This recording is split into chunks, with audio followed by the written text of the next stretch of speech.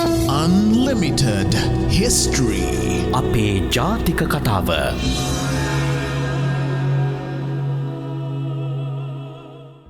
අයිබුවන් හැම කෙනාටම ගෙවීගේ අලුත් අවුරුද්දත් එක්ක සුබ අලුත් අවුරුද්දක් කියන කාරණය අපි ප්‍රාර්ථනා කරනවා. කාලය කියන එක වේගෙන් ගෙවිලා යනවා. අවුරුදු සතිය මං හිතන්නේ අපි වගේම ඔබත් ප්‍රීතියෙන් ගත කරයි කියලා මේ හිතනවා. කොහොමුණත් අපේ සංස්කෘතියත් එක්ක බද්ධ වෙච්ච කාරණක් සංස්කෘතිය ගොඩනැගෙන්නේ මිනිසාගේ ජීවන ඉතිහාසයත් එක්ක රටක ජීවන ඉතිහාසයත් එක්ක. ඉතින් අපි හෙළයන්ගේ අක්මෝල් සොයායෑම 55 වෙනි වතාවටත් මෙසේ රේඩියෝ ටීකාවක් ලෙස දිගහරින්න යන්නේ. එය YouTube ටීකාවක් ලෙසත් රේඩියෝ ටීකාවට අමතරව ලියවෙන වග ඔබ දන්නවා. ඉතින් අපේ ප්‍රමුඛම කාරණය මේ මොහොතේ සජීවීව ලෝකේ පුරා රට තුල අහගෙන ඉන්න ලක්ෂ සංඛ්‍යාත රේඩියෝ අසන්නන් තමයි ප්‍රධානම අපේ කාරණය, ප්‍රධානම ඉලක්කය. ඊට අමතරව අතුරු කාරණයක් විදිහට ලෝකේ පුරාම ලංකාව තුලත් ඉන්න නරඹන්නන් YouTube නාලිකාව ඔස්සේ නරඹන්නන්වත් අපි සුබ අලුත් අවුරුද්දක් කියලා නැවත නැවත පිළිගන්නවා.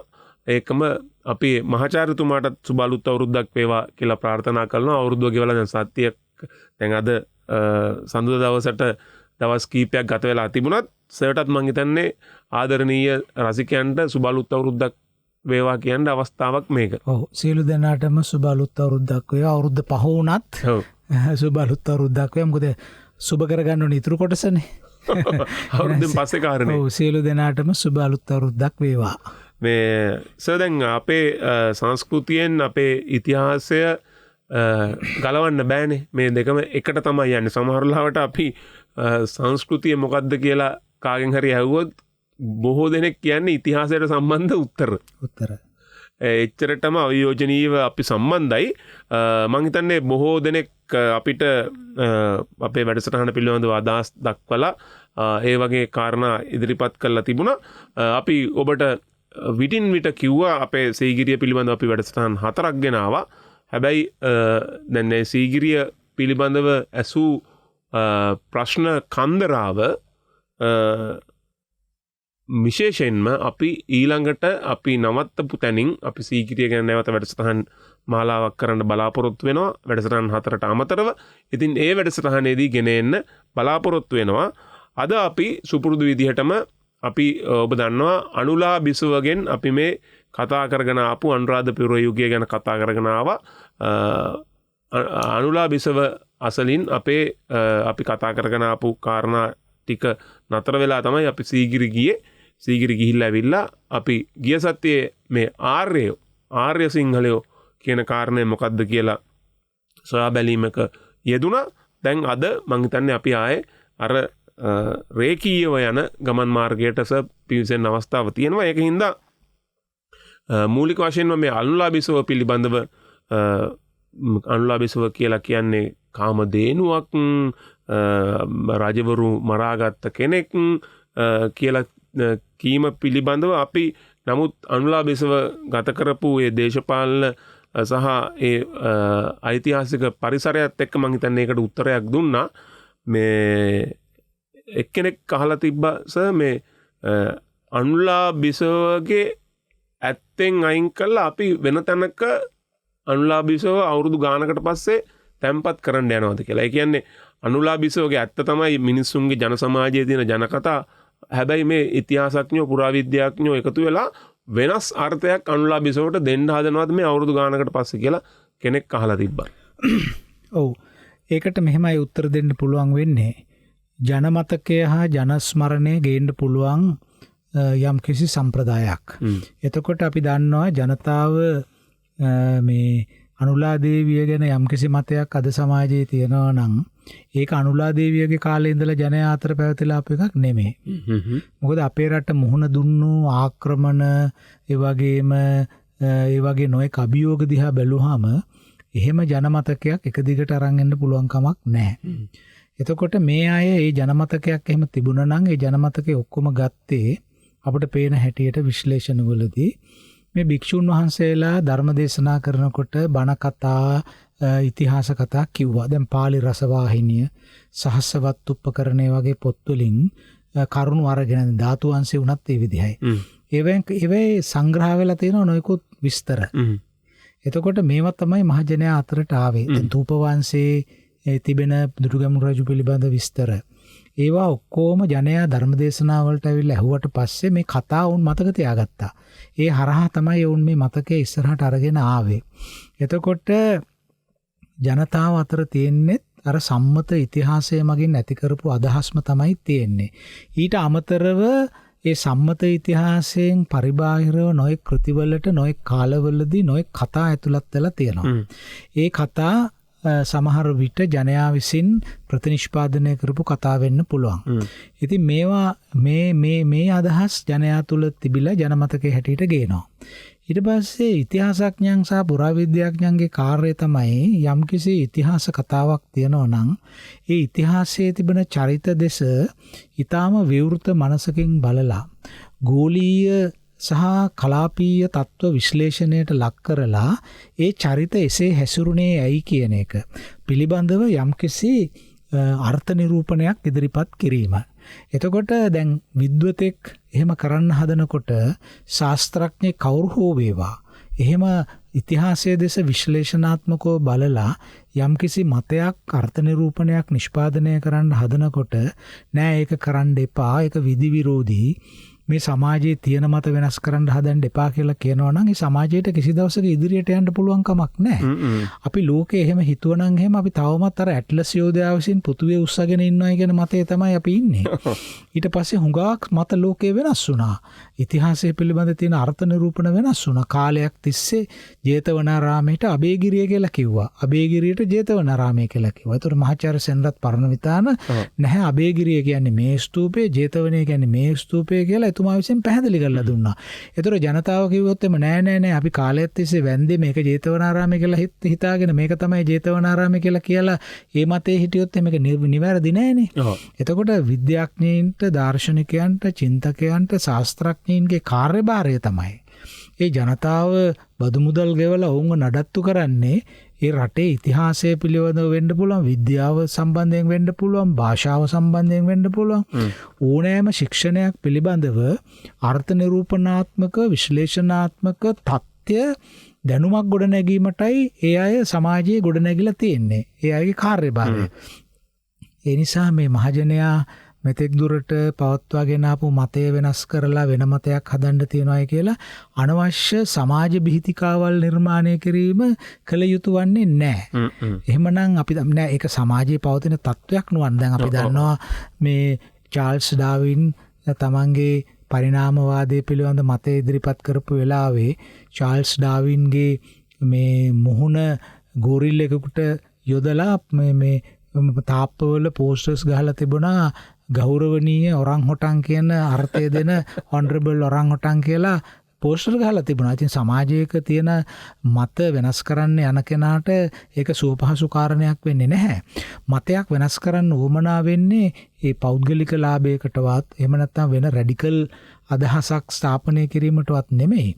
අපිට වගකීමක් තිබෙනවා අපේ ඉතිහාසයේ සමාජයේ තිබුණු ඒ චරිත සිද්ධි දෙස වඩා තර්කානුකූල මුහුණුවරකින් බලන්න. ඒ නිසා අපි අනුලාදේවිය පිළිබඳව කළේ.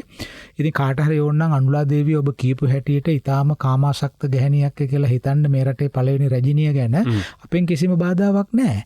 ඒ විදිහට හිතලා ඒකෙන් රස විඳින්න පුළුවන්. නමුත් අපි මේ කතා කළේ අපේ අනාගත පරම්පරාවේ ඉන්නවා.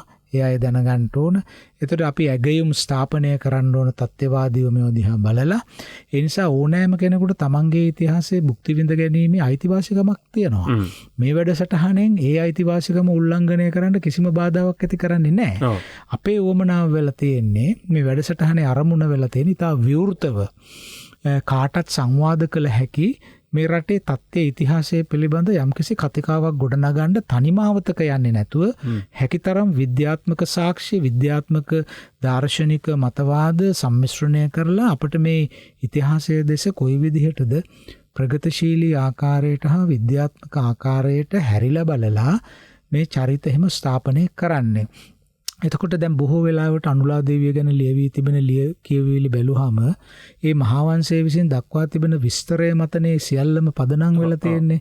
ඊට පස්සේ මහාවංශයේ තියෙන විස්තරයෙන් ආభాසයේ ආනුභාව ලැබූ වෙනත් කතුවරු පසු කාලවලත් අනුලා දේවිය පිළිබඳ ඒ මතයම ඉදිරියට අරගෙන ගිහිල්ලා තියෙනවා. එතකොට ඇයි අපිට බැරි ඒ අනුලා දේවිය ජීවත් වුණු කාලයේ අපිට පුරාවිද්‍යාත්මක වශයෙන් ලැබිලා තිබෙන සාක්ෂි ද්‍රව්‍යාත්මක සාක්ෂි වෙන්න පුළුවන්, ගොඩනැගිලි සාක්ෂි වෙන්න පුළුවන්.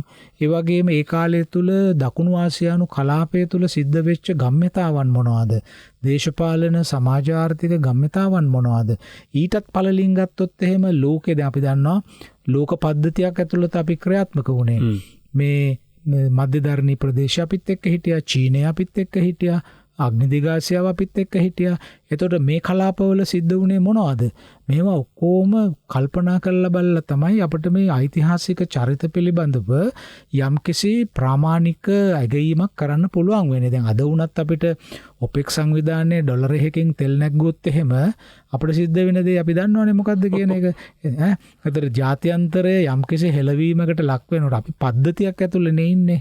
ඕන්න අර මේ සූවස්සැලේ නැවක් කෙරුණාම අපේ මෙහෙ බඩු ගණන් යයි කියලා අපේ ඇමතිවරු කිව්වා. මෙහෙ බීතිකාවක් ඇති වුණානේ. එතකොට අත්ලන්තික් සාගරය හරහා එල්නිනෝ උණුසුම් වායු ධාරා යනකොට අපිට වෙන්නේ මොකද? අපිට මෙහෙ නියං සායවල් ඇති වෙනවා, සාගත ඇති වෙනවා. ඉතින් භූගෝලීය වශයෙන් උත් එහෙමයි, සමාජීය වශයෙන් උත් ඒ විදිහයි.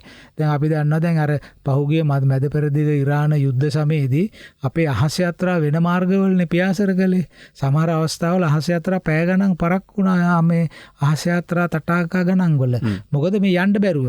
ඒ නිසා ලෝකේ යම්කිසි තැනක යම්කිසි දෙයක් සිද්ධ වෙනකොට ඒක ලෝකයට අපිට බලපානවා. දැන් හොඳම උදාහරණේ දැන් අපි මේ භුක්ති විඳින කොරෝනා වෛරසය පිළිබඳ ප්‍රශ්නේ. ඒක කොහෙද ප්‍රභවය වුණේ? කොහෙන්ද නතර වුණේ? කොහොමද ලෝකේ ඒක බෙදා හදාගත්තේ? ලෝකෙට ඇතිවෙච්ච ප්‍රතිඵලය. දැන් මේ වැඩසටහන 2020 ජනවාරි මාසේ පටන් ගන්නකොට දැන් 55ක් අපි කරලත් ඒ කියන්නේ අතෑරිලත්නේ සර්ටවත් මටවත් මේ 55 වෙනි වැඩසටහන කරනකොට ලෝකේ තත්ත්වය මෙහෙමයි කියලා කීයටවත් අපි හිතලා තිබුණේ නැහැ. අපි හිතන්න බෑනේ. අපිට කියන්න පුළුවන් කම කියලා එහෙම කවදාවත් හිතුවේ නැහැ. ඉතින් ඒ නිසා මේ අපි කියන්න උත්සාහ ගන්නේ අපි මේ ඓතිහාසික සාකච්ඡාව මේ චරිත ගැන සිද්ධි ගැන අපි කරන්නේ ටිකක් විවෘත පසුබිමක ඉඳගෙන. දැන් අපි උදාහරණයක් හැටියට අනුලා දේවිය සම්බන්ධයෙන් වුණත් අපිට වමනා වුණේ නැහැ. ඉතින් අනුලා දේවියට සුදු රෙදි පිළියම් දන්න. නමුත් අපි කලේ මේ ඓතිහාසික චරිතය දෙස ඉතිහාසය රචනා කිරීමේදී බලා තිබෙන කෝණය ඒක සාධාරණ කෝණයක්ද ඊට වඩා පුළුල් කෝණයකට මේක ගෙනියන්න පුළුවන්කමක් තියනවාද කියන එක පිළිබඳව විමසා බැලීමක් සහ ඊට අදාළ සාක්ෂි පෙළ ගැස්වීමක් තමයි අපි කළේ.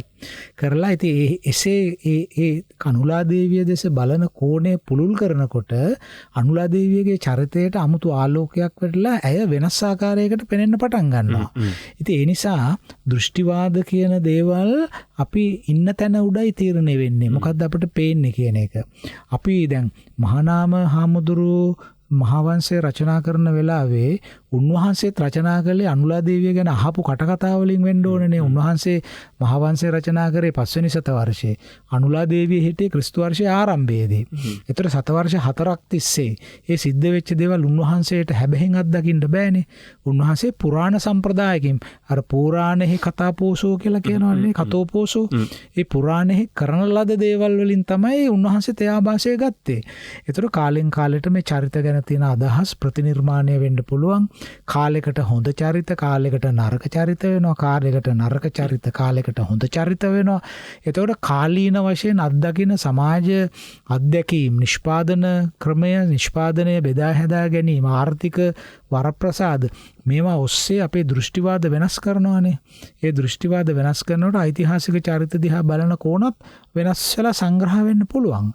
එතකොට ලංකාවේ ප්‍රථම රැජින මේ විදිහ කෙනෙක් කියලා කීම තුල අපි නැවතත් ඒ දෙස බලන්න අපිට නිමිත්තක් හදනවා. මේ වගේ කාන්තාවක් අභීත කාන්තාවක්නේ. තා රාජ්‍ය බාර ගන්න නේද? අපේ ගරු සිරිමාවෝ බණ්ඩාරනායක මැතිණිය මේ රටේ අගමැතිනිය වුණාම ඒක ලෝකයේ වැදගත් සිද්ධියක් බවට පරිවර්තනය වුණා. ඇය රටක අග්‍රාමාත්‍ය දුරේ දරන්න තරම් ඇය ධෛර්ය සම්පන්න වුණා. ඒ වගේම කටයුතු කරා එතුමිය. නේ ඒ කාලේනේ නොබැදි සමුළුව එහෙම තිබුණේ. නේද? රටවල් 60 ගාණක් ඇවිල්ලා ජාත්‍යන්තර නායකයින් එක්ක. ඒතර කාන්තාවක් සතු බලය අපිට පේනවා මොකද්ද කියන එක. ඒ නිර්මාණශීලීත්වය. එතකොට අපිට එහෙම ආගේ කරන්න ආඩම්බර වෙන්න පුළුවන්කමක් තිබුණා නම් ඇයි අපිට අනුලා දේවිය ගැන මේ කියා තිබෙන දේ උඩම ඉන්නේ නැතුව ඊට වඩා පුළුල් විවරයකින් අපිට මේ චරිතය දිහා බලලා ඇගීමක් කරන්න බැරි. ඒ කියන්නේ අපි මේ මොකක්වත් මේ සුදු පාට කරන්න හදන එකක් නෙමෙයි මේකෙන් අදහස් කරන්නේ. ඇත්ත ඇති සැටියෙන් අපට හේතු යුක්තියින් සහිතව ඉතිහාසයට එබිලා බලන්නේ කොහොමද කියන එකටයි අපි උත්සාහ ගත්තේ. ඒ නිසා අනුලා දේවිය පිළිබඳව තියෙන මතේම කෙනෙකුට ජීවත් වෙන්න ඕන නම් ඒක ගැන ඉතින් අපේ කිසිම මත බෙහෙදයක් ප්‍රශ්නයක් නැහැ. ඒකේ තුලම ඉන්න පුළුවන්. ඒකම මහාචාර්යතුමනි මේ මං හිතන්නේ දැන් රේඩියෝ එකක මේ වගේ වචනයක් කිව්ව හැටිය මේ වගේ ප්‍රස්තුතයකින් මේ අපේ ඔක්කොමලගේ ඇස් උඩ යන්න පුළුවන්. හැබැයි මේකට ශාස්ත්‍රීය උත්තරයක් දෙන්න පුළුවන් හින්දා මම මේ ප්‍රශ්නය ඔබතුමාගෙන් අහන්නම්. මේ අනුලා දේවිය පිළිබඳව අපේ වැඩසටහනේම මේ 4 වරන් කියලා ඔහුගේ හරිනමෙන් නෙමේ ලියපු කමෙන්ට් එකක දාලා තියෙනවා බඩුවකට චරිත සහතික දෙන්න තටමන තරම කියලා. මේ ඒ කියන්නේ බඩුවක් කියලා මෙතන හඳුන්වලා තින්නේ මේ අනුලා දේවිය මේ වචනේ එහෙම කාන්තාවකට පාවිච්චි වෙනවද මේ ග්‍රාම්‍ය වචන කියලා සමහරලාවට මේ රේඩියෝ එක අහගෙන ඉන්න අයට මේ මොහොතේ හිතෙන්න පුළුවන්. හැබැයි ඊළඟ මොහොතේ ඔබේ අදහස වෙනස් කරන්න මහාචාර්යතුමා සමත් වෙයි. මම ඒක දන්න හින්දායි මේ ප්‍රශ්න ඇහුවේ. මේ බඩුවක්කට චරිත සහතික දෙන්න තටමන තරම කියලා මේ අනුලා දේවිය ගැන දාලා තියෙන හින්දා. ඔව් ඇත්ත වශයෙන්ම මේ ප්‍රකාශයෙන් අනුලා දේවිය නෙමෙයි මැනෙන්නේ ඒක ලියපු කෙනාගේ තරම මොකද්ද කියන එකයි අපිට මැනෙන්නේ. ඒ කියන්නේ කාන්තාවක් සම්බන්ධයෙන් ලියලා තියෙන දේ ඇත්ත වශයෙන්ම මට මේ ළඟදී සොයාගන්න ලැබුණා එක්තරා විමර්ශනයක් මේ අංගම්පොර ශිල්පය. අපි දන්නවා අපේ රටේ අංගම්පොර ශිල්පය තිබුණා විශාල ක්‍රීඩාවක් සටන් ක්‍රීඩාවක්. ඉතින් ඒ සටන් ක්‍රීඩාවට පිරිමි පමණක් නෙමෙයි සහභාගී වුණේ. ඒ සටන් ක්‍රීඩාවට කාන්තාවොත් සහභාගී වුණා. ඔව් අපේ ජයන්ත චන්ද්‍රශ්‍රී මහත්මයා ඒ කාන්තාව එකට සම්බන්ධ වීම පිළිබඳ ඓතිහාසික අපූර්ව නාට්‍යයකුත් කරා. නාට්‍යකුත් කළා. එතකොට කියන්නේ මේ අභිහිත සටන් කලාවට පිරිමි මෙන්ම කාන්තාවොත් සහභාගී වුණා. ඉතින් මම එක තැනක දැක්ක විමර්ශනයක් ඒ අංගම්පොර සටන් කලාවේ ඊටාම පරිණතියටපත් වෙලා ඊටාම දක්ෂතාවයට පත්වෙච්ච කාන්තාව හඳුන්වන්න බඩුව කියන වචනේ පාවිච්චි කරනවායි කියලා. එතකොට ඒ කියන්නේ කාන්තාවකගේ තියෙන දැන් අපි ඔය සමහරට ග්‍රාමීය භාෂාවේ තියෙන එයානම් හරි බඩක් කියලා. ඒ කියන්නේ දක්ෂතාව ඉදිරියට ඒම පිරිමියෙක් හා සමසමව හැසිරීමට හැකිවීම වගේ දේවල් අගය කිරීමට තමයි අර ගැමි විවාහාරය එහෙම තියෙන්නේ. වචනේ තියෙන්නේ. ඒ වචනේ වැඩිපුර මේ වගේ මාධ්‍යයක හසුරවන්න බෑ. මොකද අද ඒකට ආරෝපණය කරලා තියෙන අර්ථය ඊටාම වැරදි අර්ථයක් නිසා. ඔව් දැන් අපි මේ උත්සාහ කරන්නේ ඒක හරි අර්ථය පිටවන්න. ඒක හරි අර්ථය පිටවන්න. ඉතින් ඒ නිසා අපේ විවාහාරයක් තිබිලා තියෙනවා. ඉතින් ඒක අපි මොකද අංගම්පොර සටන් පිළිබඳව ශාස්ත්‍රීයව ලිව්වේ පීපී ආචාර්ය පීපී දරණීගල මහත්මයා විතරයි.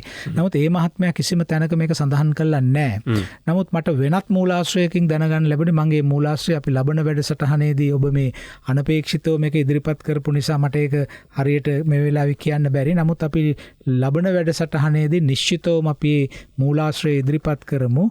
ඉතින් මේ අපේ සම්ප්‍රදායික සටන් ක්‍රම ඒක අංගම්පොරද මොකද්ද කියලා අපි මේ වෙලාවේ නිර්ණය කරන්න ඕනේ නැහැ. නමුත් අපේ සම්ප්‍රදායික සටන් අභ්‍යාස සටන් ක්‍රීඩාවල කාන්තාවන් නිරත වන විට ඒ ක්‍රීඩාවෙන් අගතැන්පත් වෙන කාන්තාව හැඳින්වීම සඳහා මේ ප්‍රේක්ෂකයා රසිකයා ලියලවල තියෙන වචනේ පාවිච්චි කරලා තියෙනවා කාන්තාවක් හැඳින්වීම සඳහා. ඔව් ඒ අර්ථයෙන් ගත්තනම් අන්ලවිසෝ බඩුවක් කියලා කිව්වට කමක් නැහැ. ඒ කියන්නේ පිරිමි වගේ බොහොම ශක්තිමත්ව වැඩ කරපු කෙනෙක්. ශක්තිමත් වැඩ කරපු කෙනෙක්. ඉතින් අපි දන්නවා භාෂාව මගින් සංකල්ප රූප හදනවා.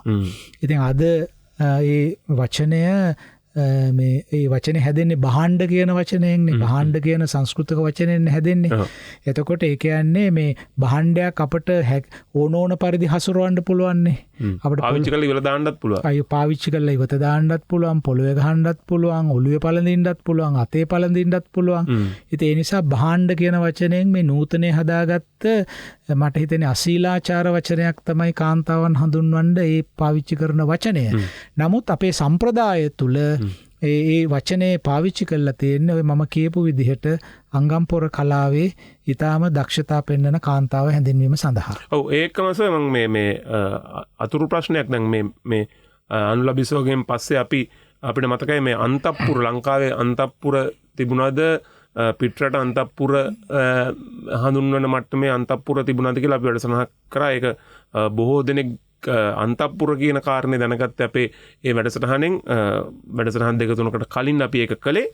ඔබට YouTube මාධ්‍යයෙන් මේ වැඩසටහනත් බලන්න පුළුවන්. අනුලා දේවිය පිළිබඳ වැඩසටහනත් අපේ YouTube මාධ්‍ය ඔස්සේ බලන්න පුළුවන්. දැන් ඒකේ අපි කිව්වනේ අර මේ මැද පෙරදිග හරි ග්‍රීසියේ හරි එහෙම හිටිය අර මිදි කමින් පළතුරු කමින් මිදි උස බොමින් අර නර්තනයේ යෙදෙන කාන්තාවන් තුර්කි පළස උඩ නර්තනයේ යෙදෙන කාන්තාවන් හිටිය අන්තපුර අපේ රටේ තිබුණ නැහැ කියලා. හැබැයි කීප දෙනෙක් අහලා තිබ්බා අපේ රජවරු එක අපි දන්නවා මදුරාපුරෙන් බිසෝවරු ගෙනාවා, ඉන්දියාවේ විවිධ පැතිවලින් ගෙනාවා.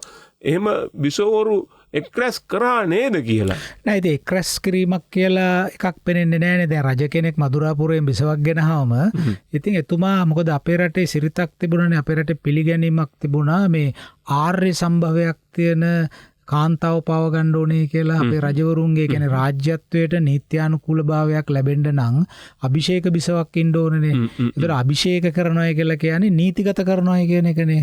ඒ බිසව නීතිගත වෙනවා. ඒතර නීතිගත වීමේදී බැලුවනේ උභය කුල පාරිශුද්ධ, දෙමව්පියන්ගෙන් පැත්තේ පාරිශුද්ධ, ඒ වගේ දේවල් වල යම් යම් මාන තිබුණා. ඒක රාජ්‍යත්වයට සුදුසු වෙන්නේ එහෙමයි කියලා. ඉතින් මේ අපේ ඇතම් රජවරු කල්පනා කරලා තිබුණා ඒවා. ඉතින් මේ ඉතිහාසයේ ගැඹුරු කාලයකදී එහෙම තිබුණේ නෑ. මහනුවර යුගයේදී වගේ අපිට පේනවා මේ මදුරාපුරයෙන් බිසෝවරු ගෙන්නා ගැනීම පිළිබඳ ප්‍රවෘත්ති. ඒතර අපිට අර ඉතිහාසයේ පටන් ගන්න කොටත් පේනවා විජය මේ රජතුමාට මදුරාපුරයෙන් බිසවක් ගෙනාවයි කියලා. මේ ඉතින් කොහොම හරි මදුරාපුරය කියලා කියන්නේ දකුණු ඉන්දියාව. ඔව් දැන් ඔය මදුරාපුරයේ විජය රජතුමාට ගැට ගැහෙන්නත් ඇත්තේ නුවර යුගයෙන් පස්සේ වෙන්නත් පුළුවන් නේද? සමහර විට අපිට කියන්න බෑ, එහෙම වෙන්නත් ඉඩකඩ තියෙනවා කොහොම හරි. මේ ඉතින් ඒ අර ඒ කතාව කියලා තියෙන්නේ අර අපේ බිසෝවරු. මොකද දැන් රජු රාජ්‍යයට හිමි කෙනා. ඒතර රජුගේ බිසවත් ඒ වගේ පාරිශුද්ධ කෙනෙක් විය යුතු. එතකොට ඔවුන් දෙදෙනාට උපදින කුමාරයාට රාජ්‍යයේ බලය ලබා ගැනීමට යම්කිසි බලයක් උරුමයක් තියෙනවා කියන අදහසනේ එතන තියෙන්නේ. දැන් අපි ඉතිහාසයේ පුරාම දැක්කනේ නුවන් මේ යකඩ දෝලිය කියන්නේ දෙවෙනි බිසවගේ කුමාරයාට රජකම දෙන්න ගියාම ප්‍රශ්න ඇති වෙනවා. දැන් අර පළවෙනි විජයබාහුගෙන් පස්සේ ඇති වෙච්ච ආරවුල් ටික අපි ඉදිරියේදී කතා කරනවා ඒ ටික. එතකොට මේ වගේ ප්‍රශ්න තිබුණා පවුල් ඇතුලේ. ඒවා ඉතින් කවදත් කොයි තැනක් තියෙනවා. බලය වෙනුවෙන් පවුල් අතර තියෙන අපිට එළියට පේන්නේ බොහොම සුදු පාටට තියෙන චිත්‍රයක්. නමුත් ඇතුලේ මේක ගිනිගෙන දැවෙන යමහලක් වගේනේ. කොයි වෙලාවෙ පිපිරෙයිද කියලා අපි දන්නේ නැහැ. කොයි කාලෙත් තියෙන්න පුළුවන්. කොයි කාලෙත් එක තියෙන්න පුළුවන්. කොයි වෙලාවෙ ඉතින් ඥානවන්ත අය නම් මේක යමහලක්, මේක දැන් පිපිරෙන්න කිට්ටුයි කියලා අවබෝධ කරගන්න ඕන. ඒකට අපි කලින් කටයුතු කරන්න ඕන. ඉතින් ඒ නිසා ඓතිහාසිකව අපි ලබාගත යුතු අත්දැකීම් මෙහෙමයි. ඉතින් මේ කොහොම හරි අපේ රටේ රජවරු එහෙම බිසෝරු රැස් කරේ නැහැ. මේ මදුරාපුරයෙන් කෙනෙක් ගෙන්න ගත්තා. ඊට පස්සේ අපි දන්නවා මේ බලය කියන එක පවත්වාගෙන යන්න එක මාධ්‍යයක් තමයි විවාහ සම්බන්ධතා කියන එක. දැන් අපි දන්නව නේද අපි අපේ ජීවත් වෙච්ච කාලේ මම දන්නවා අවස්ථා කීපයකදී මේ ඉඩම් අයිතිය, තමුන්ට අයිති ඉඩම් අයිතිය පිට පවුල් වලට යන වැළැක්වීම සඳහා ඒ බහු විවාහ කරගන්න එක. ඒ කියන්නේ එක ගෙයි කෑම කියලා එක ක්‍රමයක් තිබුණානේ අපේ. සහ සමහරලාවට අක්කවයි නංගිවයි අයියයි මල්ලි බඳිනවා. ඒ වගේ ඒතර විවාහය කියලා කියන්නේ අර බලය කියන එක. මේ පවත්වාගෙන යාමේ එක ක්‍රමයක්. ඒ පවුල් අතර සම්බන්ධතා ගොඩ නැගීම. දැන් ව්‍යාපාර පවුල් වුණත් එහෙමනේ. ව්‍යාපාර පවුලක දියණියක් අසාද බඳින්නේ විවාහ වෙන්නේ තවත් ව්‍යාපාර පවුලක් එක්ක. මොකද ඒතකොට ඒක ව්‍යාපාර වලට ඍජුව බලපානවා. දේශපාලන පවුලක් ගත්තොත් ආයෙ විවාහයෙන් දේශපාලන පවුලක් එක්ක. ඒ වෘත්තිය අරගෙන යන්න ඕනේ ඉස්සරහට. එතකොට ඒක විවාහ සම්බන්ධතා මගින් කෙරෙනවා. ඉතින් හුඟක් වෙලාවට ඔය රජ පවුල් අතර පාලක පවුල් අතර එහෙම විවාහ සිද්ධ වෙනවා. ඉතින් ඇත්තෙන්ම අර මේ බිසෝරු රැස්කිරීමක් පිළිබඳ ප්‍රශ්නයක් නෙමෙයි එතන තියෙන්නේ. දැන් අපි දන්නවා කාවන්තිස්ස රජතුමාටත් දෙවෙනි බිසවක් හිටියා විහාර මහදේවියට අමතරව. දැන් ඔහුගේ පුතා පිළිබඳ සඳහන් වෙනවානේ මහාවංශයේ. ඔහුගේ පුතා යව්වයි කියලා මේ එකතරා බලකොටුවක් ආරක්ෂා කරන්න. එතකොට රජවරුන්ට තමන්ගේ බලය පවත්වාගෙන යාම සඳහා එහෙම විවාහයන් කර ගැනීමට සිද්ධ වුණා. ඒක සාමාන්‍ය දර්ශකයක්. ඒ කියන්නේ බලයේ දර්ශකයක් තමයි ඒ බහු විවාහය කියන එක බලයේ දර්ශකයක්. ඉතින් අපිට පේනවා දැන් මේ රැම්සෙස් වගේ රජවරුන්ට දැන් ඊජිප්තු රජවරු සමහර අයට බිසෝරු 45 දෙනෙක් ඉඳලා තියෙනවා. හරි ළමයි 90 ගණන් ඉඳලා තියෙනවා. ඉතින් ඒවා ඒ අධිරාජ්‍ය බලය පෙන්눔 කරන යම් සංකේත. දැන් අපි ඒවා සාධාරණීකරණය කරනවා නෙමෙයි. නමුත් අපට කොහෙදවත් පෙන්වන්න සාක්ෂියක් නැහැ. දැන් අපි කියමු බහු විවාහ තිබුණා නම් බහු දරුවෝ ඉන්න ඕන නේ. ඒතර ඒ අය පවත්වාගෙන යන නිවාස තියෙනවා, මාලිගා තියෙනවා. දැන් අපිට පුරාවිද්‍යාත්මක වශයෙන් කිසි තැනක ඒවා ලැබෙන්නේ නැහනේ. ඉතින් සමහර විට රජවරු දැන් අපි හිතමු රජෙක් ආදිපාදවරයෙක් හැටියට උපරජ කෙනෙක් හැටියට කොහේ හරි පළාතක සේවය කරනකොට ඔහු ඒ පළාතෙන් විවාහයක් කරගන්න පුළුවන් නේ. එහෙම කරගත්ත බවට අපිට පෙනෙන සාක්ෂි තියෙනවා. ඉතින් එහෙම කරගත්තම මේ බිසව ඒ පළාතේ ඉන්නවා. දැන් අශෝක රජුරුවන්ගෙත් මේ කාරුවාකි කියලා දෙවියක් හිටියා. ඒ වගේම අසන්දි මිත්‍රා කියලා දෙවියක් හිටියා. ඒ වගේම වේදිසගිරියේ වේදිස දෙවිය හිටියා. ඒතර මිහිඳු හාමුදුරන්ගේ අම්මා හැටියට සලකන්නේ වේදිස දේවී. එතකොට උන්වහන්සේ ලංකාවට වැඩම කරන අතරතුර වේදිසගිරියට ඇවිල්ලා කාලයක් නතර වෙලා හිටියා කියලාත් වාර්තා කරලා තියෙනවා. ඒතර ඒ වගේ රජවරුන්ට එහෙම බිසවරු ඉන්න පුළුවන්. ඒක මේ බලහත්කාරයෙන් කරපු එහෙම වැඩ කටයුත්තක් නෙමෙයි. ඒ රජු සමග එහෙම සබඳතාවක් ගොඩනැගලා රජපෞලට සම්බන්ධ වෙන්න බොහෝ සාමාන්‍ය ජනතාවත් කැමති වෙන්න ඇති. ඒක සමාජ ප්‍රකාශනයක්. නැයිති එහෙම දැන් අධිරාජ්‍යවරුන්ට එහෙම විශාල මේ වස්තු සම්භාර තියෙන අයට ඒ වගේ එහෙම තිබුණා. නමුත් අපි ලාංකික સંદર્ભය ගැන කතා කරොත් එහෙම විශාල අන්තපුර ගැන අපට වාර්තා කරන්න පුළුවන් කමක් ඇත්තේ නැහැ. සර් දැන් එතකොට මේ අපේ දැන් සර්ට මතකයේ හැටියට අපේ රාජාවලිය තුර මදුරාපුරේ ඉන්දියාව ඇර වෙනත් රටවල් වලින් අපිට බිසෝවරු හිටියා කියලා අපිට සාධකම් වෙන්නේ නැද්ද? නෑ, ඒක වාර්තා වෙලා නෑ. දැන් අපේ ওই වංශ කතාවල දමිල දේවී කියන වචනේ තියෙනවා. ඒකට දමිල දේවී කියවම අපි හොඳටම දන්නවා මේ දකුණු ඉන්දියානු දේවියක් කියලා. ඒ අමතරව අපට ශාස්ත්‍රීය වංශික දේවීවරු කියලා උතුරු ඉන්දිය සම්භවයක් තියෙන කාන්තාව අපේ රාජ්‍ය සභාවල ඉන්න ඇති ඕන තරම්. මොකද වෙලෙන්දු මෙහි ආව ගියා, මිනිස්සු මෙහි ආව ගියා. ඉතින් එහෙම වුණාම අන්තර් විවාහ සම්බන්ධතා ඇති වෙන්න ඇති. ඉතින් උතුරු ඉන්දිය කාන්තාවන්ව විවාහ කරගත්ත රජවරු පමණක් නෙවෙයි වෙලෙන්දොත් විවාහ කරගන්න ඇති. එතකොට ඒ අයගෙන් ඇති වෙන පරපුර එහෙම නිසා මේ සමාජය තුල ඒ වගේ දේවල් තියෙන්න ඇති. ඉතින් දමිල දේවී කියලා හඳුන්වන බිසවක් රූපත් බිසවක්. තාම රූමත් බිසවක්. රජෙකුට හිටියයි කියලා මට හිතන හැටියට අමණ්ඩගාමිනී අබේ හෝ මහදාටික මහානාග රජුන ඔය දෙන්නගේ එක්කෙනෙකුට ඒ දමිල දේවී කියලා දෙවියක් හිටියයි කියලා කියනවා. තාම රූමත් දේවියක්. ඉතින් එහෙමනම් ඒ විවාහ කටයුතු එහෙම සිද්ධ වුණා. ඉතින් ඒ විදිහට මේ අපිට සාක්ෂි තියෙන්නේ මේ ඉන්දියාවෙන් ආපු කාන්තාව ගැන විතරයි. නමුත් අපි අමතක කරන්න නරකයි. අපි අග්නිදිගාසියාව සමගත් සම්බන්ධතාවක් තිබුණා. පර්ෂියාව පැත්තෙත් අපිත් එක්ක සම්බන්ධතාවක් තිබුණා. ඉතින් ඒ අතරතුර මෙහෙන් පර්ෂියාවට ගිය වෙලෙන්දෝ එහෙම පර්ෂියාවෙන් විවාහ වෙන්න ඕන තරම් ඉඩ කඩ තියෙනවා. පර්ෂියාවෙන් ඉඳලා මෙහෙ ආපු අය මෙහෙ සිංහල කාන්තාවයක විවාහ වෙන්න ඉඩ කඩ තියෙනවා. ඉතින් ඒ විදිහට විවාහ සම්බන්ධ ඕන තරම් ඇති වෙන්න ඇති. මොකද එක්තරා සෙල්ලිපියක ඔය අම්පාරෙන් හම්බෙච්ච එක්තරා සෙල්ලිපියක තියෙනවා විශාක කියලා පුද්ගලයෙක් මේ අපේ සිංහල කාන්තාවක් විවාහ කරගත්ත. විශාක දෙමළ ජාතිකයෙක්. ඉතින් ඒ අන්තර් විවාහ දෙපැත්තටම සිද්ධ වුණා. ඉතින් ඒ වගේ මේ දේවල් සිද්ධ වෙන්න ඇති. නමුත් ඒකෙන් අපිට අනුමාන කරන්න බෑ අපේ රජවරු හරියට අර බැටළුව හරක් ගාල් කරනවා වගේ මේ බිසෝරු ගාල් කරගෙන ඉඳලා අන්තපුර නඩත්තු කරයි කියලා අපිට හොයන්න කිසිම තැනක අඩු ගානේ ශිලාලේඛනයකවත් එහෙම සඳහනක් අපිට හම්බෙන්නේ නැහැ. Unlimited History. අපේ ජාතික කතාව.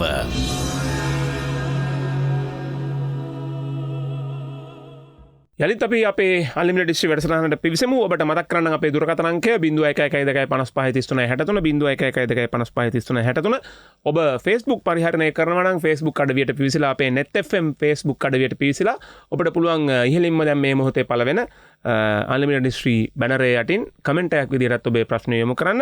නැත්නම් දැන් තැපැල් කටයුතු සාමකාමීව සිද්ධ වෙන නිසා ඔබට පුළුවන් අපිට ලිපි මාර්ගයෙන්ුත් අපිට ලියන්න. ඒ සඳහා අපේ ලිපිනේ තමයි Unlimited History තැපැල් පෙට්ටිය 245 කොළඹ. Unlimited History තැපැල් පෙට්ටිය 245 කොළඹ.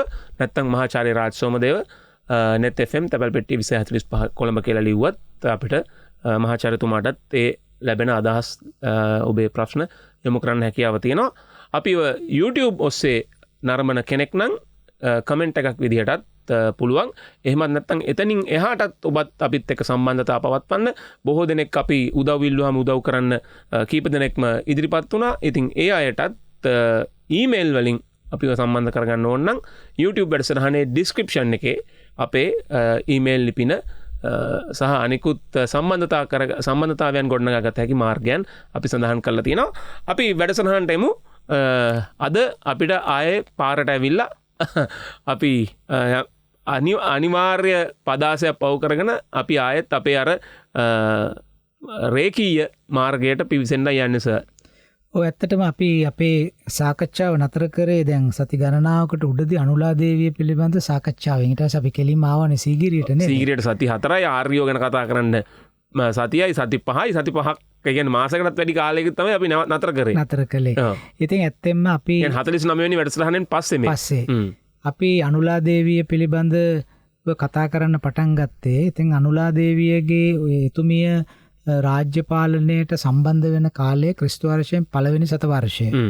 ඒ ක්‍රිස්තු වර්ෂයෙන් පළවෙනි සතවර්ෂය ගැන අපි යම්කිසි වැටහීමක් ඇති කරගෙන තමයි අපේ ලාංකේය ඉතිහාසය ඉදිරියට ගමන් කරන ආකාරය ගැන අපි අපේ ඉතිහාසයේ සඳහන් වෙන සිද්ධි හා පුද්ගලයන් ගැන යම්කිසි ඓතිහාසික විමර්ශනයකට එළඹිය යුතු වන්නේ.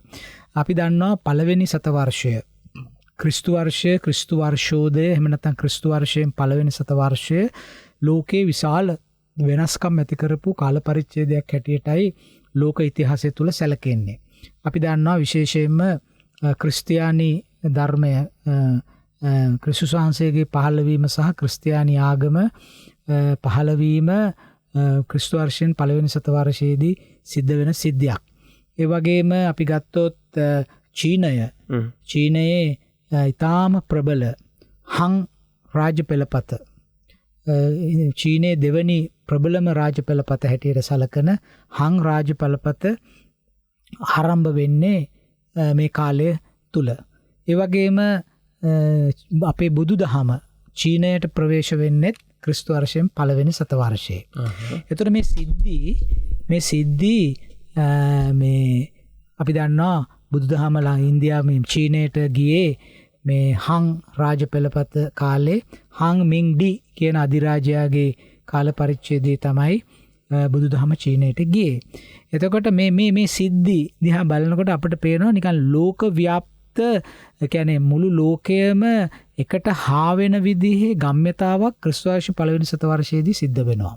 දැන් ක්‍රිස්තියානි ආගම ප්‍රභවය වෙන එකත් ලෝකයේ යම්කිසි බැඳීමකට ඇති කරන දෙයක්. මොකද අපි දන්නවා මේ පළවෙනි සතවර්ෂයේදීම මේ කේරළයට අපොස්තෝලවරයෙක් පැමිණියා. තෝමස් සාන්ත තෝමස්. එතකොට දැන් මේවෙන් අපිට පේනවා අර පෙරදිග සහ මේ අපරදිග අතර සබඳතා සහ ලංකාව අතුරු ආසියාව තවදුරටත් චීනයේ පෙරදිග සමග ඇති වෙන සබඳතා මේවා යම්කිසි තරවීමක් සිද්ධ වෙනවා. එතකොට මේ වගේ ජාත්‍යන්තර ඒ විතරක් නෙමේ මේ රෝමය බ්‍රිතාන්‍ය ආක්‍රමණය කරන්න පටන් ගන්නෙත් මේ සතවර්ෂයේදී. ඒකත් පසු කාලේ ලෝකයට යම්කිසි බලපෑමක් ඇති කළා. ඒ වගේම නුවන් මේ පළවෙනියටම මේ ලාංකික තානාපතියෙක් රෝමයට යන්නේ මේ පළවෙනි සතවර්ෂයේ. ඒ කියන්නේ ඊට කලින් අපේ තානාපතිවරු කොහෙද ගිහින් තිබුණේ නැද්ද? වාර්තා වෙලා නැහැ. යන්න ඇති. නමුත් වාර්තා වෙලා නැහැ. එතකොට දැන් අපි දන්නවානේ රටවල් වලට අපේ නාවිකයෝ ගියා. නමුත් තානාපති සේවය කියන ඒක පිළිබඳව අපිට පළවෙනි වාර්තාව හම්බෙන්නේත් පළවෙනි සතවර්ෂයේ. ඒ කියන්නේ මේ ලෝකය එක පැත්තකින් ලෝකයේ සබඳතා කිට්ටුවන්ත වෙනවා. එතකොට අපි ප්‍රතික්‍රියා කරන පරාසය පළල් වෙනවා. සහ රටවල් රාජතාන්ත්‍රිකව ගනුදෙනු කරන්න පටන් ගන්නවා. දැන් රෝමානු ලේඛනවල සඳහන් වෙනවා රාචියාස් කියලා කෙනෙක් මේ තැප්‍රොබේන් වලින් ගියයි කියලා ක්ලෝඩියස් අධිරාජයාගේ රාජ සභාවට. එතකොට අපි මේක කාලය හැටියට ගත්තොත් එimhe ක්‍රිස්තු වර්ෂ 41-54 කාලේ මේ ගිහිල්ලා තියෙන්නේ. එතකොට ඒ කියන්නේ ක්‍රිස්තු වර්ෂය ආරම්භ වෙනවත් එක්කම ඒ කාලය හැටියට බැලුවොත් එimhe අපේ ඉලනාග කියන රජතුමාගේ රාජ්‍ය කාලේ. අපි දැන් මේ රාජ අනුපිළිවෙලට මේ සාකච්ඡාවේ ඉතුරු කාලයේදී එළඹෙනවා. එතකොට ඉලනාග රජතුමාගේ කාලේ තමයි මේ රාචියාස්ලා එහි ක්ලෝඩියස්ගේ රාජ සභාවට ගියයි කියලා ඉලනාග රජුරෝ කියලා නැහැ. නමුත් තෙප්‍රොබේන් වලින් මේ රාචියාස් කියලා කට්ටියක් මේ කවුද ප්ලිනි සඳහන් කරනවා මෙහෙම ආවයි කියලා පසු කාලීන ලේඛනවලත් ඒක සඳහන් වෙනවා. මෙහෙම තානාපති කෙනෙක් ආවයි කියලා ක්ලෝඩියස්ගේ රාජ සභාවට තෙප්‍රොබේන් වලින්. එතකොට ඒ කියන්නේ අපි ගෝලීය ගම්‍යතාවන්ට අපි සම්බන්ධ වෙනවා. අපිට ඒකට පිටුපාලා ඉන්න පුළුවන් කමක් නැහැ. එතකොට අපි අනුලා දේවිය ගැන කියන අවස්ථාවේදීනත් අපි කිව්වේ අපේ රටේ යම්කිසි ඓතිහාසික ක්‍රියාදාමයක් සිද්ධ වුණා නම් ඒ ක්‍රියාදාමේ හැඩය තීරණය කිරීම සඳහා බලපෑමක් ඇති කළේ අපේ රට ඇතුලේ සිද්ධ වෙන සිද්ධි පමණක් නෙමෙයි. මොකද අපි දූපතක්. එතකොට අනික දූපතක් හැටියට අපි තනිය හිටියේ නැහැ. අපි ඒ කාලේ ලෝකයේ ඊටාම සංකීර්ණ කාර්යක්ෂම වෙළඳ පද්ධතියක් ඇතුලේ අපි හිටියේ. දැන් මේ වෙළඳ පද්ධතිය හඳුන්වනවා ඇෆ්‍රෝ යුරේෂියන් වෙළඳ පද්ධතිය කියලා. මේ පිළිබඳව හුඟක් දෙනා ලියලා තියෙනවා. විශේෂයෙන්ම එම්මැනුවෙල් වොල්ස්ටයින් කියන විද්වතා ලියලා තියෙන වර්ල්ඩ් සිස්ටම්ස් ගැන තියෙන ලිපි ලේඛන. ඒ වගේම ආන්ද්‍රේ ගුන්ඩ ෆ්‍රැන්ක් සහ බෙරි ගිල්ස් කියන දෙන්නා ලියලා තියෙනවා මේ පිළිබඳව ඊටාම විශිෂ්ට ලිපි ලේඛන. දැන් ඔය මේ එම්මැනුවෙල් වොල්ස්ටයින් තමයි ලෝක පද්ධති පිළිබඳ සංකල්පය දියුණු කළේ.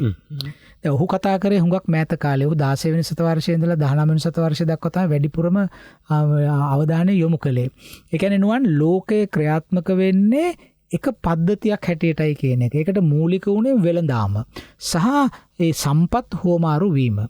එතකොට එම්මැනුවෙල් වොල්ස්ටයින් මේ අදහස ස්ථාපනය කරාට මේ අදහස පිළිබඳ අලුත් දෘෂ්ටිවාදයක් ඉදිරිපත් කරපු කෙනා තමයි ආන්ද්‍ර මේ ගුන්ඩ ෆ්‍රැන්ක් කියන මහත්මයා. ආන්ද්‍ර ගුන්ඩ ෆ්‍රැන්ක් මේක නවතාවයකින් අධ්‍යයනය කළා. ඔහු මේ වොලන්ස්ටයින්ගේ කාලපරාසය තව දුරටත් පුළුල් කරන්න ඔහු මානසිකව ඔහු කිව්වා ඇත්ත වශයෙන්ම මේ ලෝක පද්ධතියක් හැටියට මේ පද්ධතියක් හැටියට ලෝකයේ තියෙන රටවල් විශේෂයෙන්ම ඉන්දිය සාගරයට මුහුණලා තියෙන රටවල් දැන් අප්‍රිකාවත් ඉන්දියන් සාගරයට මුහුණ දාලා තියෙනවනේ එක පැත්තකින් නේ. ඒතර මධ්‍යධාරණී ප්‍රදේශයේ චීනය, අග්නිදිගාසියාව, ලංකාව ඉන්දියන් ඕෂන් රිම් කියලා එකට කියන්නේ. ඒවයි තියෙන රටවල් එක පද්ධතියක් හැටියට ක්‍රියාත්මක වුණයි කියලා. මේ වෙළඳ පද්ධතියක්.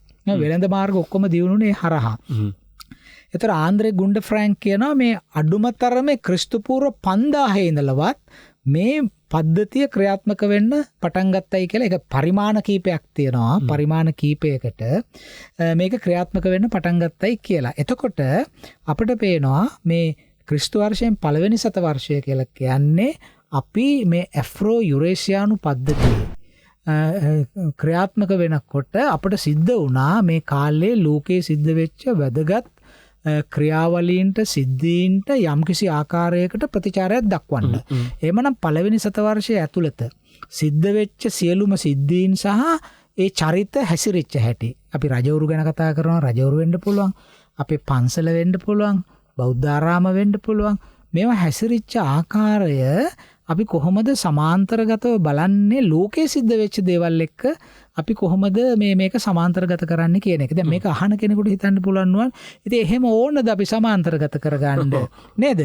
එහෙම හිතන්න පුළුවන්. ඒවා ඔක්කොම සිද්ධ වෙච්ච සමහරු කියන්න පුළුවන් මේවා නම් මේ කුමන්ත්‍රණ මේ බටහිර වෙච්ච දේවල් එක්ක මේ සංසන්දනය කරන්න යනවා මේ ලංකාවේ සිද්ධ වෙච්ච ඒවා කියලාත් කෙනෙකුට අර්ථ නිරූපණය කරන්න පුළුවන්. එහෙම ඉතින් අර්ථ නිරූපණය කර ගැනීමට අපේ කිසිම විරෝධතාවක් කිසිම බාධාවක් නැහැ. හැම ඕනායි එහෙම අර්ථ නිරූපණය කරගන්න. නමුත් අපට හොඳට පේනවා අපි මේ හිටියේ හරියට මේ අධිවේගී මාර්ගයක ඉන්නවා වගේ අපි හිටියේ මේ ලංකාවේ. එක පැත්තකින් චීන, අනිත් පැත්තෙන් මැද පෙරදිව, අනිත් පැත්තෙන් මේ මැඩගස්කරය, අප්‍රිකාවේ නැගෙනහිර පැත්ත, එක පැත්තකින් ඉතියෝපියාවේ අක්සුමයිට් වෙලෙන්දෝ මේ ඔක්කොමත් එක්ක තමයි අපි හිටියේ. අග්නිදිගාසියාවේ අනිත් පැත්තෙන් තියෙනවා. මේ හරහා වැඩි උඩින් ඉන්දීය ලොකු අයියා ඉන්නවා. ඉන්දියාව තියෙනවා. ඉන්දියාවේ වරායවන් ගණනාවක් තියෙනවා. ඉතින් මේවා ඔක්කොම තියෙද්දී ඒකට ඒ මාර්ගයක් මැද්දෙනේ අපි හිටියේ. එතකොට අපට ස්වතන්ත්‍රව අපේ ස්වතන්ත්‍රභාවය පවා සාපේක්ෂයි මේ සිද්ධ වෙච්ච ක්‍රියාවලීන් වලට. අපි යම් කිසි ස්වතන්ත්‍රතාවක් නිර්මාණය කරගත්තා තමයි අපි අදීනව අභිහිතව අපේ කටයුතු අපි කරගෙන ගියා. නමුත් ඒ අභිහිතභාවයේ පවා සාපේක්ෂ වුණේ මේ ගෝලීය ක්‍රියාවලියට. ඉතින් කවුරු හරි කියනවා නෑ එහෙම නෙමෙයි අපි මෙහෙමයි කියලා. එහෙම කියලා රස විඳින්න පුළුවන්. නමුත් ඇත්ත යුක්තිය දිහා බැලුවොත් එහෙම ඒ කියන මහත්තුරු අපි එක්කන් ගියොත් එහෙම අනුරාධපුරේ කෞතුකාගාරයක් බලන්න ජේතවනාරාමයෙන් අභයගිරියෙන් හම්බෙලා තියෙන විදේශීය වළං වර්ග දිහා බැලුවාම අපිට කියන්න පුළුවන් නෑ අපි කායෙක්වත් ගනුදෙනු කරේ නෑ අපි අපේ මේවා කරගත්තා කියලා. එහෙම කියන්න බෑ. අපි බැලුවාම නුවන් ඊටාම බටහිර පැත්තේ ඊටාම ඈත ගමනාන්ත වලින් ලැබිච්ච වළංකටු අපේ තියෙනවා ඇවිල්ලා. අපි මැද පෙරදිග රටවල් වලින් ඉරානයෙන් ඉරාකයෙන් ඒ වගේ තැන් වලින් අපි කරපු රෝමයෙන් ගෙනාපු වළං ඒවා අපිට දකින්න තියෙනවා. අනිත් පැත්තෙන් අග්නිදිගාසියාව පැත්තෙන් ආපු චීනේ පෝසිලෙන් මේවා අපේ පුරාණ වරායවල් වල තියෙනවා. එතකොට අපි හරි විවෘතව අන්‍ය ජාතීන් සමග කටයුතු කරමින් අපි ජීවත් වෙනවා. එතකොට දැන් අපි කියන්නේ වෙළඳාම සිද්ධ වෙනකොට වෙළඳාම අන්තර්ජාතික වෙළඳාමේ යම්කිසි දෝලනයක් වුණොත්, කඩාවැටීමක් වුණොත් ඒක අපිට බලපානවානේ නේද? ඒ වෙළඳාම හරහා අපේ රට ඇතුළට ආපු ආදායම දැන් ඔබ හිතනවාද මේ රුවන්වැලි සෑය වගේ අපේ තාම පූජනීය ස්තූප වහන්සේ, ජේතවනයේ, අභයගිරිය හරි ඒ වගේ ස්තූප කර්මාන්ත අපිට කරන්න පුළුවන් ද අපේ දේශීය කෘෂිකර්මය පමණක් කරලා. ඒතර දේශීය කෘෂිකර්මය හොඳයි අපිට යැපෙන්න. කෝ ආදායම. ඒතර ආදායමට අනිවාර්යෙන් අපි කොහෙට හරි මේ බඩු භාණ්ඩ විකුණන්න බෑනේ. යවන්න ඕනනේ, නිර්යාත කරන්න ඕනනේ නේද? ඒතර නිර්යාත කරන්න වෙළඳපොළ තියෙන්න ඕන. එතකොට අපේ කෘෂිකාර්මික ද්‍රව්‍ය පමණක් නෙමෙයි අපේ රටේ තියෙන අනිත් සම්පත්, අපේ අර්ධ මණික්ගල්, හොඳ මණික්ගල්, එතකොට අපේ තිබෙන කුළුබඩු වර්ග, ඇත්තු මේවා ඔක්කොම ඉන්දියන් සාගරයේ වෙළඳාමට අපි සම්බන්ධ වුණානේ. එතකොට එහෙම සම්බන්ධ වෙනකොට අපි මේ ජාත්‍යන්තර වෙළඳ කටයුතු වල යම්කිසි දෝලනයක් වුණොත් එහෙම ඒක ඍජුවම අපිට බලපානවා. ඒතර අපේ සංවර්ධන කටයුතු හුඟක් දුරට යන හිටින්න පුළුවන්. දැන් ඔබටම අපි මේ සාකච්ඡාවේ ඉදිරියේදී සාකච්ඡා කරමු මේ කරුණු. සමහර රජවරු පන්සල් වලට දීලා තියෙන මුදල් ප්‍රමාණය බැලුවම ඒ කාලේ සෙල්ලිපි වල ලියලා තියෙනවා විශාල ධනස්කන්ධයක්. එතකොට පන්සලක් වෙනුවෙන් එතරම් මුදලක් රජයට ආයෝජනය කරන්න පුළුවන් කියලා කියන්නේ රජය රට කොයිතරම් සමෘද්ධිමත් සමතුලිත තත්වයක තිබුණාද කියන එක. ඒතකොට එහෙම වෙන්න නම් අපි සමතුලිත වෙන්න නම් අපිට හේන් කොටලා කුඹුරු කළාම බෑ ඒක කරන්න. අපිට විදේශීය ආදායමක් ඕන වෙනවා. ඒතර මේ විදේශීය ආදායම රට තුළට ගලාගෙන ආවා. ඉතින් ඒක නිකන් කතාවක් නෙමෙයි. අපිට හම්බෙන විදේශීය කාසි වර්ග හසෙබු කාසි වෙන්න පුළුවන්. එහෙම නැත්නම් රෝමානු කාසි වෙන්න පුළුවන්. දහස් ගණන් වලින් අපේ රටේ හම්බෙනවානේ. රෝමානු කාසි මෙහි ගෙනාවේ ලෝහ බරට ගනුදෙනු කරන්න, තඹවල බරට ගනුදෙනු කරන්න. එතකොට මේ විදිහට අපේ රට ඇතුළට ආදායම ගලාගෙන ආවා. එතකොට අපි ජීවත් වුණේ ලෝක පද්ධතියක් ඇතුලේ. එතකොට ලෝක පද්ධතියේ යම්කිසි වෙනස් වීමක් වුණාද ඒක අපිට ඍජුවම බලපෑවා. දැන් අපි දන්නවා අපි එක වතාවකුත් වැඩසටහනක අපි එක කතා කළා. දැන් මැද පෙරදිග පැත්තේ බටහිර පැත්තේ තියෙන වෙළඳාම ඒවෙන් බිඳ වැටිලා ඒ වෙළඳාම අග්නිදිගාසියාව හා චීනය මූලික කරගෙන සිද්ධ වෙනකොට අනුරාධපුරයේ තිබිච්ච අපේ අගනුවර මාරුණා පොළොන්නරුවට. අපි ඒක කිව්වනේ. ඒක අපි කිව්වා. ඒ වගේම මාතොට තිබිච්ච වැදගත්කම යම් කිසි විදිහකට අඩු වෙලා ඒ වෙනුවට තිරිකුණාමලේ ගෝකර්ණතිත්ත වරාය සහ නැගෙනහිර මුහුදේ තියෙන වරායවල වැදගත්කමකට ලක් වුණා. ඒවා හරි ස්වභාවික වෙන දේවල්. එතකොට දැන් අපිට පේනවා මේ සංවර්ධනය වෙනකොට අපි පුළුල් වෙනවා, භූගෝලීය වශයෙන් පුළුල් වෙනවා නේද? අපිට දැන් කොළඹ දැන් රත්මලානේ අපේ හස් යාත්‍රාංගණයේ තිබුණා. ඊට පස්සේ අපිට ඒක මදි වෙනකොට අපි කටුනායක එකක් හැදුවා. දැන් ඒක මදි වෙනකොට අපි මත්තල එකක් හැදුවා. කොග්ගල හැදුවා. හරි දැන් ඔය වගේ අපි ඒවා විවිධ අවශ්‍යතා සඳහා අපි මේ සංවර්ධන කටයුතු කරනවා. එතකොට අනුලා දේවියගේ පාලන කාලය සහ අනුලා දේවියගෙන් පසු මේ රජය මේ රට පාලනය කරන්න සහභාගී වෙච්ච පාලකයෝ අපේ රට පාලනය කරේ ගෝලීය වශයෙන් ඉතාම සක්‍රීය ගම්‍යතාවන් ඇති වෙච්ච කාල පරිච්ඡේදයක. එතකොට මේ චරිත හැසිරිච්ච හැටි ගැන අපිට තේරුම් ගන්න පුළුවන් වෙන්නේ මේ පුළුල් පසුබිම ගත්තහම. දැන් අපි දන්නවා හොඳටම දැන් ওই ලෝකය ගැන අපි එහෙම කිව්වම රෝමයේ බ්‍රිතාන්‍යයට ගහන්න ගියා, චීනය හං පෙළපත බලවත් වුණා, බුදුදහම චීනයට ගියා. ඔය කතා කියන අතරතුර ඉන්දියාවේ අපේ ආසන්නම කලාපයේ වෙච්ච එක අපේ සාතවාහන රජවරු මේ බලවත් වෙනවා. සාතවාහන රජවරු කියලා කියන්නේ මෞර්ය පෙළපත අශෝකගෙන් පස්සේ ඉන්දියාවේ බලවත් වෙච්ච ප්‍රධාන රජ පෙළපතක් සාතවාහන රජු. සාතවාහන රජුන්ගේ බලය හුඟක් තිබුණේ මුහුදු වෙළඳාම සම්බන්ධයෙන්. එතකොට දැන් අපි ඒ කාලේ දිහා බලනකොට ඔය සාතවාහන රජුරුවන්ගේ කාලය වෙනකොට අනුලා බිසවගෙන් පස්සේ මේ රටේ ලියවිච්ච සෙල්ලිපි වල අකුරු දිහා බැලුවම අපිට විශාල සමානකමක් පේනවා සාතවාහන රජවරුන්ගේ සෙල්ලිපි වල අකුරුත් එක්ක. එතකොට මේකෙන් අපිට පේන ඒ සමානකම් ඇති වෙන්නේ නිකන් නෙමෙයි. අපි අන්තර්ක්‍රියා කරනවා. සාතවාහන රජවරුත් එක්ක හැප්පෙන්න අපිට බෑ. මොකද ඔවුන්ට විශාල නැව් හමුදා තිබුණා. ඔව් බලය ගොඩක් තිබුණා. ලොකු භූමියක් පාලනය කළා. ඒ වගේම සාතවාහන රජවරුන්ගේ අනුග්‍රහයෙන් තමයි නාගාර්ජුන වගේ දාර්ශනිකයෝ ඇති වුණේ. එතකොට නාගාර්ජුන ප්‍රචලිත කරපු මහායාන කියලා අද අපි කියන අදහස් ලංකාවටත් බලපෑම් ඇති කරා. ඉතින් මේ වගේ සංකීර්ණ පරිසරයක තමයි මේ අය හැසිරෙන ආකාරය අපි බලන්න ඕන. එතකොට දැන් ওই අනුලා දේවියගෙන් පස්සේ අපිට පේන ලක්ෂණයක් තියෙනවා. අනුලා දේවියගෙන් පස්සේ වසභ රජතුමා රජ කරන කන් අපිට වැදගත් හැටියට පෙනෙන රජවරු 3 දෙනෙක් ඉස්මතු කරන්න පුළුවන්. බාතිකාබේ රජතුමා, ඒ වගේම මහාදාටික මහානාග රජතුමා සහ අමණ්ඩගාමිනී අබේ රජතුමා. ඒ රජවරුන්ගේ පස්සේ ඉලනාග රජුරු මේ අතර රජවරු තව ඉන්නවා මකලන්තිස්ස හොම කියලා. නමුත් අපි ඒ ඔක්කොම කියන්න ඕම නැහැ මේ වැඩසටහනේදී. මේ ඉතිහාස කතාව පසුබිම හදලා මේ චරිත ගැන විතරනේ අපිට කියන්න ඕන. අනුලා දේවියගෙන් පස්සේ රජ වෙන්නේ කවුද සර්? අනුලා දේවියගෙන් පස්සේ රජ වෙන්නේ මකලන්තිස්ස රජතුමා. එතුමා අවුරුදු 22ක් රජ කළා. අනුලා දේවියගේ සම්බන්ධතාවයක් තියෙනවද මකලන්තිස්ස රජතුමාට? එහෙම මකලන්තිස්ස කියලා කියන්නේ අනුලා දේවියට බියෙන් ගිහිල්ලා මහාන වෙලා ඉඳලා අර අපි වැඩසටහනේ මතක් කරානේ. ඊට පස්සේ ඇවිල්ලා උපැවිදි වෙලා එතුමා මකලන්තිස්ස රාජ්‍යයට පත් වුණා. අනුලා දේවියව ඝාතනය කළා. ඊට පස්සේ මකලන්තිස්සගෙන් පස්සේ බාතිකාබෙන් පස්සේ මහාදාටික මහානාගයෙන් පස්සේ අමණ්ඩගාමිනී අබේ ওই විදිහට රාජ්‍ය පෙළපත එනවා. නමුත් මේ චරිත විග්‍රහ කරාම අපිට පේනවා දැන් මකලන්තිස්ස රජතුමා අවුරුදු 22ක් රාජ්‍ය කරාට ඔහුගේ රාජ්‍ය කාලය තුල ඒ තරම් ලොකු සමෘද්ධියක් අපිට පේන්නේ නැහැ. ඒතකොට මේ කෙනෙක් අහන්න පුළුවන් කොහොමද මේ සමෘද්ධිය මැනගන්නේ කියලා. ඉතින් සමෘද්ධිය මැනගන්න තියෙන එක කාරණයක් තමයි බොහෝ රජවරු අපේ පන්සල් වලට නොයෙක් දීමනා පිරිනමලා තියෙනවා. ඒක එක සාක්ෂියක්. අනිත් අතට අපිට පුරාවිද්‍යාත්මක වශයෙන් සොයාගන්න තියෙන ද්‍රව්‍යමය සාක්ෂි. මේවෙන් අපිට තුලනය කරන්න පුළුවන් ඒ කාලවල තුල මොන වගේ සමාජීය දේශපාලනික ස්ථාවරත්වයක් තිබුණාද කියන කාරණය. ඉතින් අපිට ඇත්තෙන්ම මේ මකලන්තිස්ස රජතුමා අවුරුදු 22ක් රාජ්‍ය කරාට අනුලා දේවියගෙන් පස්සේ අපිට එහෙම එතුමා කොහොම හරි බලය පවත්වාගෙන යන්න ඇති. අපි දන්නවා අනුලා දේවිය රජ කරන කාලේ වුණත් දේශපාලන වශයෙන් විශාල අස්ථාවරත්වයක් තිබුණා. ඒ අනුලා දේවිය ඒ අස්ථාවරත්වය යම් කිසි විදිහක ස්ථාවරත්වයේ ලක්ෂයකට ගේන්න මහන්සි ගත්තයි කියලා අපි පෙන්නලා දුන්නා. ඉතින් ඒ தත්ත්වය යටතේ අනුලා දේවියගෙන් පස්සේ රජ පැමිණි මකලන්තිස්ස රජතුමාට එකපාරට මහ විශාල සංවර්ධන ව්‍යාපෘති කරන්න පුළුවන් වුණයි කියලා හිතන්න නරකයි. මොකද එහෙම කරන්න පසුබිමක් නැහැ. එක පැත්තකින් කලාපීය වශයෙන් ඉන්දිය සාගරයේ දියුණු වෙමින් තිබෙන ඊටාම සක්‍රීය වෙළඳ කටයුතු ඒ පැත්තෙන් තිබුණා.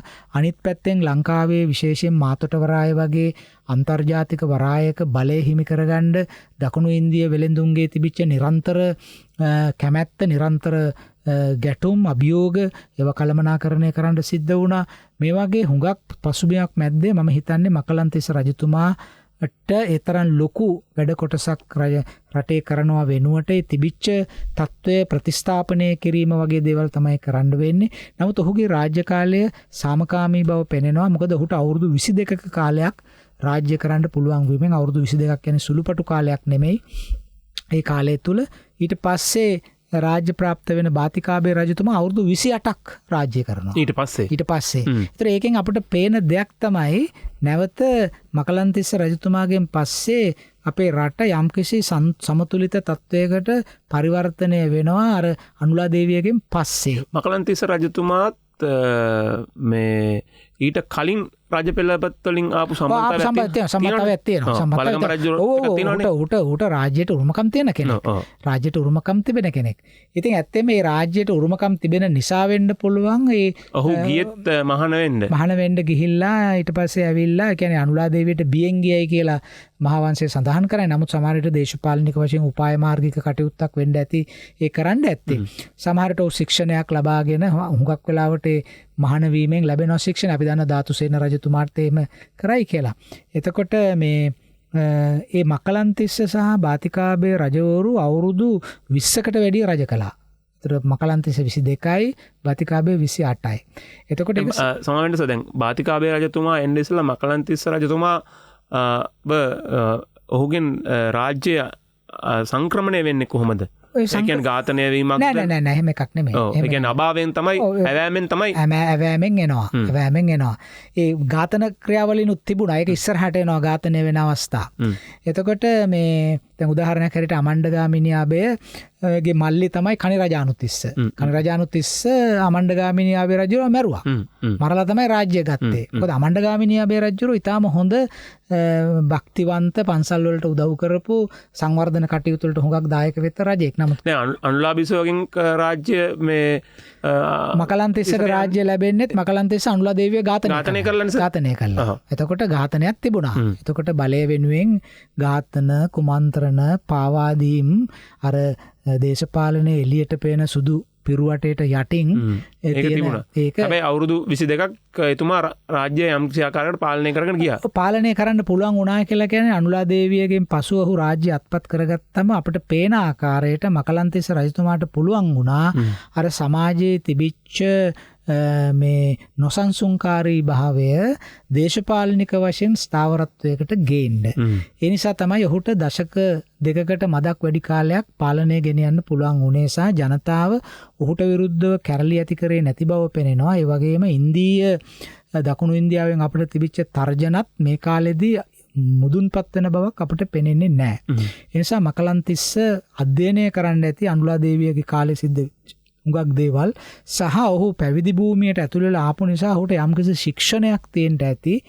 මේවා දිහා බලලා මැදිහත් ආකාරයට තීරණ අරගෙන වැඩ කරගෙන යන්න. ඒතර මකලන්තිස්ස රජතුමාගේ කාලේ මකලන්තිස්ස රජතුමා දැකපු දේ තමයි මේ අපිට පේන හැටියට මේ සමාජය ස්ථාවර කර ගැනීම ඉතාම අවශ්‍යයි. මොකද නැත්තම් අපිට මේ අපේ භූමියෙන් එළියේ ඉන්දිය සාගරයේ ක්‍රියාත්මක වන මොකද මේ කාලේ වෙනකොට ඉන්දිය සාගරය ඉතාම සක්‍රිය වෙළඳාමක් නැගෙමින් තිබුණේ. ඉතින් ඒක අපිට පසු කාලීන රජවරුන්ගේ ශිලාලේඛන වලින් එහෙම පේන්න තියෙනවා. එතකොට මේ මකලන්තිස්ස රජතුමා අවුරුදු 22ක් සාමකාමීව සමාජයේ ස්ථාපනය කිරීමේ ප්‍රතිඵලයක් හැටියට තමයි බාතිකාබේ රජතුමාට අවුරුදු 28ක් පාලනය කරන්න පුළුවන් වුණේ. එතකොට ඒක දශක 3කට ආසන්න කාලයක්. ලොකු කාලයක්. එතකොට බාතිකාබේ රජතුමාගේ කාලේ ඔහු විසින් කරපු ක්‍රියාවන් දිහා බලනකොට ඔහු රුවන්වැලි සෑයට කරපු විශේෂ පූජාවක් පිළිබඳ මහාවංශය ඉතාම අභිරුචියෙන් වර්ණනා කරනවා. එතකොට ඒ කියන්නේ අපිට පේනවා ආගමික කටයුතු සඳහා ආයෝජනය කිරීමට විශාල ප්‍රමාණයක් මුදල් තිබුණයි කියන එක. ඔහු තිසාවැවෙන් දිය නගාගෙන යන්ත්‍රයකින් දිය නගාගෙන මේ රුවන්වැලි සෑයට ජල පූජාවක් කරයි කියලා. ඒ කියන්නේ මෝටර එකක් වගේකින් වතුර තිසාවැවේ ඉඳලා ගෙනල්ලා මේ රුවන්වැලි සෑයට ඒ ජල පූජාව කරයි කියලා. එතකොට ඔහු ඒ විද්‍යාත්මක තාක්ෂණික කටයුතු වලටත් ඔහු ආයෝජනය කරන්න ඇති කියලා අපිට පේනවා. ඒ වගේ වැඩක් කරන්න.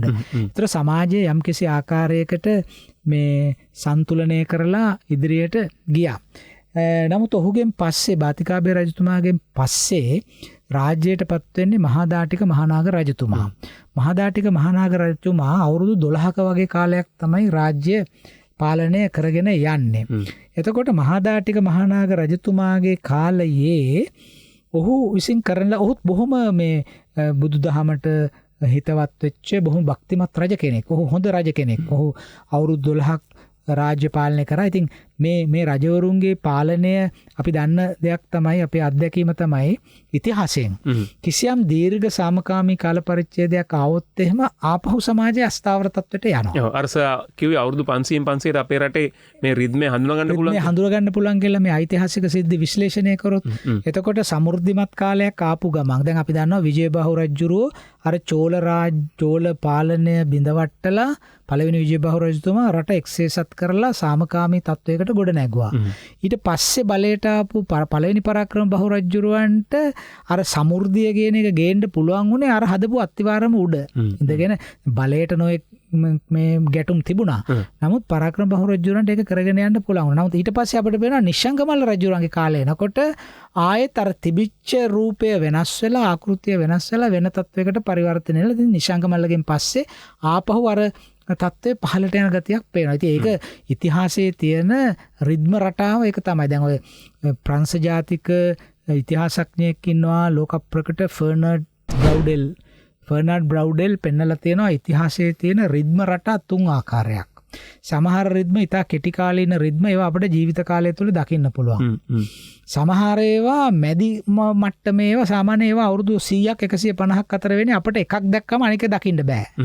ඊට පස්සේ තියෙනවා අවුරුදු දහස් ගණන් වලින් සිද්ධ වෙන රිද්ම රටා. ඒතකොට ඉතිහාසය මේ ලොංග් ඩියුරේ කියලා සංකල්පයක් හදලා තිබුණා මේ දීර්ඝ කාලීන රටා. ඉතින් මේ ඉතිහාසයක් ක්‍රියාත්මක වෙන්නේ නුවන් සමාජයක් ක්‍රියාත්මක වෙන්නේ රිද්මයානුකූලව. එතකොට මේ රිද්මය කියන එක ගැන අපි වෙනම කතා කළ යුතුයි. අපේ ශරීරයත් රිද්මයානුකූලයි, අපේ ඥානයත් රිද්මයානුකූලයි.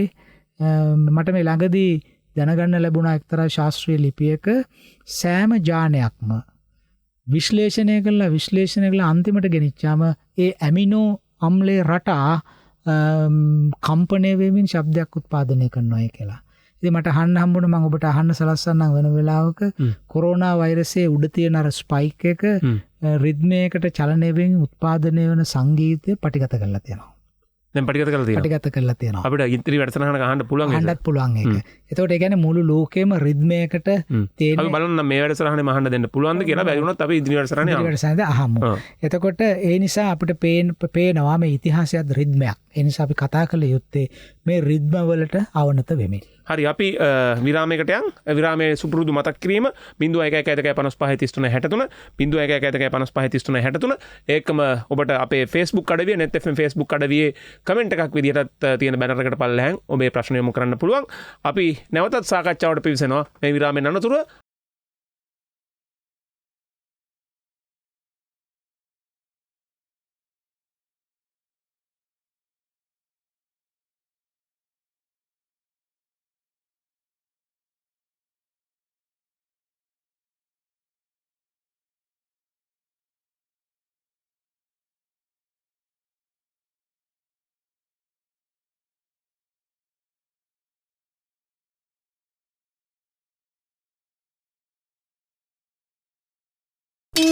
Unlimited history.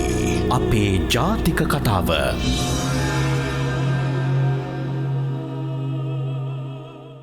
යළිත් අපි අපේ අන්ලිමිටඩ් හිස්ටරි වැඩසටහනේ අවසාන කොටසට පිවිසෙනවා. රාත්‍රිය එළඹීමෙන් තියෙනවා. ඉතින් ඔබට පුළුවන් රාත්‍රී 9න් පස්සේ මේ අපේ වැඩසටහන වීඩියෝවක් විදිහට මේ නිදර්ශක සහිතව මේ අපි කතා කරපු දේවල් වල නිදර්ශක සහිතව නරඹන්න YouTube ඔස්සේ ඔබට පුළුවන් සර්ච් කරන්න net fm unlimited history නැත්නම් net fm රාජ් සෝමදේව කියලා සර්ච් කරත් ඔබට මේ වැඩසටහන බලා ගැනීමේ හැකියාව තියෙනවා. ඒ වැඩසටහන පල්ලෙහාන් ඔබට පුළුවන් අදහස් ලියන්න. ඒකම ඒ ඩිස්ක්‍රිප්ෂන් එකේ අපිව සම්බන්ධ කරගන්න පුළුවන් කාරණා තියෙනවා. අපිට උදව් කරන්න කැමති නම් මේ මැදිරියෙන් පිටට ගිහිල්ලා වැඩසටහන් කරන්න අපි ඔබේ අනුග්‍රහයකත්වය ප්‍රාර්ථනා කළා. ඉතින් ඒකට යම්කිසි ආකාරයක සාර්ථක ප්‍රතිචාර ලැබෙමින් තියෙනවා. ඒ සඳහාත් අපිව සම්බන්ධ කරගන්න මේ මාර්ගයන් අපි ඔබට සඳහන් කරලා තියෙනවා. අපි සාකච්ඡාවට එමුස අන්ලබිසෝගෙන් පස්සේ ප්‍රාප්ත වුණු රජවරුන් පිළිබඳව අපි කතා බහ කරගෙන ආවේ. ඒ කතාවේ යම්කිසි ආකාරයක අවසානයක් කරා මේ කොටස ගෙනියමු. ඔව් අපි බාතිකාබේ රජතුමා ගැන කතා කරලා තමයි චුට්ටක් නතර කරේ. මේ හැම අපි මේ ඇත්තෙම කරන්නේ මේ රජවරු ගැන කරපු වැඩයි නොකරපු වැඩයි ගැන කියන එක නෙමෙයි. ඒ රජවරු එසේ හැසිරෙන්න බලපාපු පසුබිම මොකක්ද කියන එක ගැන අවධානය යොමු කරමින් මේ කාරණේ පැහැදිලි කරන එක. ඒතර බාතිකාබේ රජු රුවන්වැලිසෑයට විශාල පූජාවක් කරා පමණක් නෙමෙයි. ඔහු මිහින්තලේ චේතියගිරියේ වාසය කරපු වික්ෂුන් වහන්සේලාටත් දන්වැට පැවැත්වුවයි කියලා කියනවා. දැන් මේ කාරණේ බාතිකාබේ රජුරු කාලේ මේ කියන විස්තරය යමන අපිට වෙන ඓතිහාසික කාරණයක් මතුවෙනවා. අපි මේ වැඩසටහනේ කියාගෙන ආපු කාරණයක් මොකද්ද? අපි කිව්වා මේ රටේ මේ කඳුකර වාසී භික්ෂූන් සම්ප්‍රදායක් හිටිය අය මේ මිහින්තලයේ චේතියගිරියත් ඒකට සම්බන්ධ වුණාය. ඒක අබේගිරියටයි කිට්ටුවන්ත වුණේ කියලා අපි එහෙම කියලා තිබුණා. ධම්මරොචික භික්ෂුන් වහන්සේලා. ඉතින් ඇත්තෙන්ම දැන් මහාවංශයේ කියනවා බාතිකාබේ රජතුමා රුවන්වැලිසෑයටත් පූජාවල් කරලා රුවන්වැලිසෑයටත් දන්වැට පවත්තලා චේතියගිරියටත් දඟට පැවැත්වයි කියලා. ඒ කියන්නේ ඒක තවත් එකක්. අර අනේකා කියලා කියන්නේ අදර්නස් කියන එක ඉස්මතු වෙනවා. ඒතකොට අපිට පේනවා මේකේ මොකද්ද වෙන්නේ කියන එක මිහින්තලයේ චේතියගිරියේ විසු භික්ෂුන් වහන්සේලා රුවන්වැලිසෑය මහා විහාරය එක්ක සම්බන්ධයි කියලා අපි කවුරුත් දන්නවනේ. නමුත් චේතියගිරියේ භික්ෂුන් වහන්සේලා මහා විහාරයට ඍජු සබඳතාවක් නැතුව ස්වතන්ත්‍රව ජීවත් වෙච්ච විශේෂයෙන්ම ධම්මරුචික නිකාය අබේගිරියට සම්බන්ධයි කියලා අපි දන්නවා. ඉතින් මේ බාතිකාභය රජතුමාගෙන් පස්සේ එතුමා අවුරුදු 28ක කාලයක් රාජ්‍ය පාලනය කළා. ඊට පස්සේ බලයට පත් වනේ මහදාටික මහානාග රජතුමා. මහදාටික මහානාග රජතුමා අවුරුදු 12ක් රාජ්‍ය පාලනය කළා. මේ රජතුමාගේ කාලයේදී අපිට වැදගත් සිද්ධියක් පේනවා. මොකක්ද? ඒක ඉතිහාසයේ තරම් ලොකු අවධානයක් යොමු කරලා නැහැ මේ පිළිබඳ කතා කරපු ඉතිහාසඥයෝ ගණනාවක් ඉන්නවා අපේ රාජාවලිය රජවරුන්ගේ ඉතිහාසය ගැන. ඒ වගේම ලියවෙච්ච පොත්පත් තියෙනවා. නමුත් මට පෙනෙන්නට තිබුණේ නැහැ ඇත්ත වශයෙන්ම මේ මහදාටික මහානාග රජු ඒ කරපු විශේෂ සිද්ධිය ගැන ප්‍රාමාණික ඇගයීමක් කරයි කියලා. මොකද්ද ප්‍රාමාණික ඇගයීමට ලක් නෙවිච්ච දේනුවන් මේ රජුරු පැවැත්වුවා විශේෂ පූජාවක්. ඒ පූජාව බෞද්ධ විහාරයට පැවැත්වුවේ මේ පූජාව හඳුන්වන්නේ ගිරිබණ්ඩ පූජා කියලා. මේ ගිරිබණ්ඩ පූජා කියන පූජාව කුමනාන්ද මේ පූජාවක්ද කියන එක ගැන කිසිදු ලේඛනයක අපිට දකින්න නැහැ. එතකොට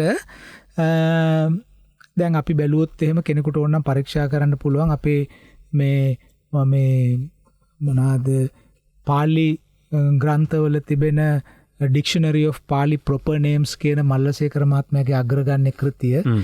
දැන් ඒකට ඕනනම් කෙනෙකුට ගිහලා බලන්න පුළුවන් මේ ගිරිබණ්ඩ පූජා කියන එක ගැන එතුමා මොනවද කියලා තියෙන්නේ කියලා. එතුමා කියන දේ තමයි මේ ගිරිබණ්ඩ පූජාව කියන පූජාව ත්‍රිපිටකයේ කිසිම තැනක දකින්න නැති පූජාවක්. ඊළඟට ලංකාවේ කිසිම වෙනත් රජෙක් මේ ගිරිබණ්ඩ පූජාව පවත්වපු බවට වංශ කතා සඳහන් කරන්නේ නැහැ. එතකොට මහාවංශයේ ඊටාම පැහැදිලිව කියනවා මේ මහදාටික මහානාග රජතුමා මේ අනුරාධපුර නගරයේ ඉඳලා පාවඩේලුවයි කියලා මිහින්තලයට යනකම්. එච්චර දුරක් පාවඩේලලා භික්ෂුන් වහන්සේලා වඩම්මලා මේ පූජාව කරයි කියලා. ඒතකොට මේ පූජාව කරෙත් කාටද? චේතියගිරියේ වාසය කරන භික්ෂුන් වහන්සේලා. චේතියගිරිය කියලා කියන්නේ මිහින්තලය. එතකොට මේ පාවඩ එලන්න හේතුව හැටියට අටකතා මේ මහාවංශ ටීකාවත් කියනවා එසේ කළේ මේ පාරිශුද්ධතාවය ආරක්ෂා කරන්නයි කියලා. ඒ කියන්නේ මේ පාසටහන් වලින් දූවිලි තැවරිලා එහෙම කිලුටු වෙලා චේතියගිරිය කිලුටු වෙයි කියලා ඒ කිලුටු වීමේ වළක්වා ගන්න පාවඩ එලලා පාවඩ මතින් ගෙනිහිලා තමයි මේ ගිරිබණ්ඩ පූජාව කරේ කියලා. ඒතර මේක ගැන විස්තරයක් නැහැනේ මොකද්ද මේ ගිරිබණ්ඩ පූජාව කියලා කියන්නේ කියලා. ඒතර අපි නිකන් මේ වචනාර්ථය විග්‍රහ කරොත් ගිරිබහණ්ඩ කියලා අපිට ගන්න පුළුවන්නේ. ඒ ගිරිබණ්ඩ කියලාත් ගන්න පුළුවන්. ගිරිබණ්ඩ කියලා ගත්තොත් එහෙම මේ කඳුකරයට පර්වතයට ලැබි කියන අර්ථය එන්නේ. ඒතර එහෙම ගත්තොත් එහෙම ඒ කඳුකරයට පර්වතවලට ලැබිව වාසය කළ භික්ෂුන් වහන්සේලා උදෙසා කරන පූජාවක් වෙන්න පුළුවන් ගිරිබණ්ඩ පූජාව කියලා කියන්නේ. ඒතර කෙසේ හෝ ඒවා එහි අර්ථය අපිට නිශ්චය කර ගැනීමට ක්‍රමයක් නැහැ. නමුත් මේක කඳුකරේ හිටපු භික්ෂුන් වහන්සේලාට කරපු පූජාවක් බව දන්නවා. ඒතර අපිට මෙතනදී පැන නැගෙන ප්‍රශ්නය තමයි ඇයි මේ තනිතලාවේ තිබෙන බෞද්ධ විහාරාරාම පහු කරගෙන ගිහිල්ලා කඳුකරේ තිබෙන විහාරාරාම වලට මෙවැනි විශේෂ පූජාවක් කළේ ඇයි කියන එක අපිට ඒ තරම් පැහැදිලි නෑ. ඒක පැහැදිලි නැති කියලා නැති නිසා. නමුත් අපි දන්නවා අපේ දැන් අපි කරලා තියෙන අපි කතා කරපු දේවල් අපි කරලා තියෙන මෑත කාලින පර්යේෂණ දිහා බැලුවම අපිට පේනවා මේ කඳුකරේ ආශ්‍රිතව ඉතා පුරාණ කාලයක සිට බෞද්ධ භික්ෂුන් වහන්සේලාගේ සම්ප්‍රදායක් පවත්වාගෙන ආපු බව. දැන් අපිට පේනවා අර නුවන් මතක ඇති දුටුගැමුණු රජතුමා සටන ඉවර වෙලා ශෝකී මුහුණුවරකින් පශ්චාත්තාප වෙන වෙලාවේ උන්වහන්සේව සැනසීම සඳහා ආවේ පාෂාණ දීපවාසී රහතුන් වහන්සේලා කියලා කියන පියංගු දීපවාසී රහතන් වහන්සේලා. එතකොට මේ පියංගු දීප කියලා කියන්නේ පියංගු දීප කියන වචනයට පර්යාය වචනයක් තියෙනවා සමාන වචනයක් පාෂාණ දීප කියලා. පාෂාණ දීප කියන එකට සමාන වචනයක් තියෙනවා ගල් දිවයින කියලා. ගල් දිවයින කියලා කියන්නේ ගිරි දිවයින කියන එක. එතකොට අපි දන්නවා අර බුදුරජාණන් වහන්සේ ලංකාවට පළමු වර වැඩම කරපු වෙලාවේ යක්ෂයින් ගිරිදිවයිනට පළවා හැරියයි කියලා. එතකොට මේ ඇත්ත වශයෙන්ම ගිරිදිවයින කියලා කියන්නේ වෙන කොහෙවත් නෙමෙයි. වලවේ ගඟයි මහවැලි ගඟයි අතර අපේ කඳුකර තීරුව තමයි මේ ගිරිදිවයින කියලා හඳුන්වන්නේ කියන එක අපිට මේ පුරාවිද්‍යාත්මක සාක්ෂි සංසන්දනය කරනකොට අපිට පේනවා ශිලාලේඛන සාක්ෂි මේ සියල්ලක්ම සංසන්දනය කරනකොට අපිට පේනවා. එතකොට නුවන් මහාදාටික මහානාග රජතුමා කඳුකර භික්ෂූන් සඳහා විශේෂ පූජාවක් කළා. ඒතර අපි දන්නවා මේ කඳුකර භික්ෂූන් වහන්සේලා ඊතර පුරාණ සම්ප්‍රදායකට අයිති වෙන්නේ. ඒ වගේම අපි එක සැරයක් මතක් කළා මිහිඳු මහරහතන් වහන්සේ මහා අරිට්ඨ නම් භික්ෂුන් වහන්සේ කෙනෙකුට ආරාධනා කරන්නයි කියලා ධර්මදි විනය දේශනා කරන්න දේවානම්පියතිස්ස රජතුමාට කියනවා. දේවානම්පියතිස්ස රජතුමා මහා අරිට්ඨ තෙරුන්ට වැඩම කරන්න කියලා ධර්ම දේශනා කරනවා. මොකද ලංකාවේ උපන් ලංකාවේ මහාන වෙලා ලංකාවේ විනය ඉගෙනගෙන දේශනා කළොත් විතරයි බුදුදහම පිහිටන්නේ කියලා මිහිඳු මහරහතන් වහන්සේ දේවානම්පියතිස්ස රජතුමාට කියනවා. එහි ප්‍රතිඵලයක් හැටියට තමයි මහා අරිට්ඨ තෙරුන් වඩම්මන් එන්නේ. ඒතර උන්වහන්සේ මේ රුහුණෙන් කඳුකරයෙන් වැඩපු කෙනෙක්. ඒතර අපිට පේනවා කඳුකරේ මූලික කරගෙන වාසය කරපු භික්ෂුන් වහන්සේලා හිටියයි කියලා. එතකොට මහාදාටික මහානාග රජුරෝ සුවිශේෂී අනුග්‍රහයක් දක්වලා තියෙනවා මේ දේශීය බෞද්ධ සම්ප්‍රදාය පවත්වාගෙන. ඒ කියන්නේ මහා විහාරයේ නොවන කිසියම් බෞද්ධ සම්ප්‍රදායකට උදව් කරන්න මහාදාටික මහානාග රජුරෝ උදව් උනන්දු වුණා. අපි දන්නවා මේ වෙනකොටත් බාතිකාබේ රජුරන්ගේ කාලේ වෙනකොටත් මිහින්තලේ වාසය කරේ ධම්මරුචික කියන නිකායට අයිති භික්ෂුන් වහන්සේලා. ධම්මරුචික කියන්නේ අමුතු නිකායක් නෙමෙයි.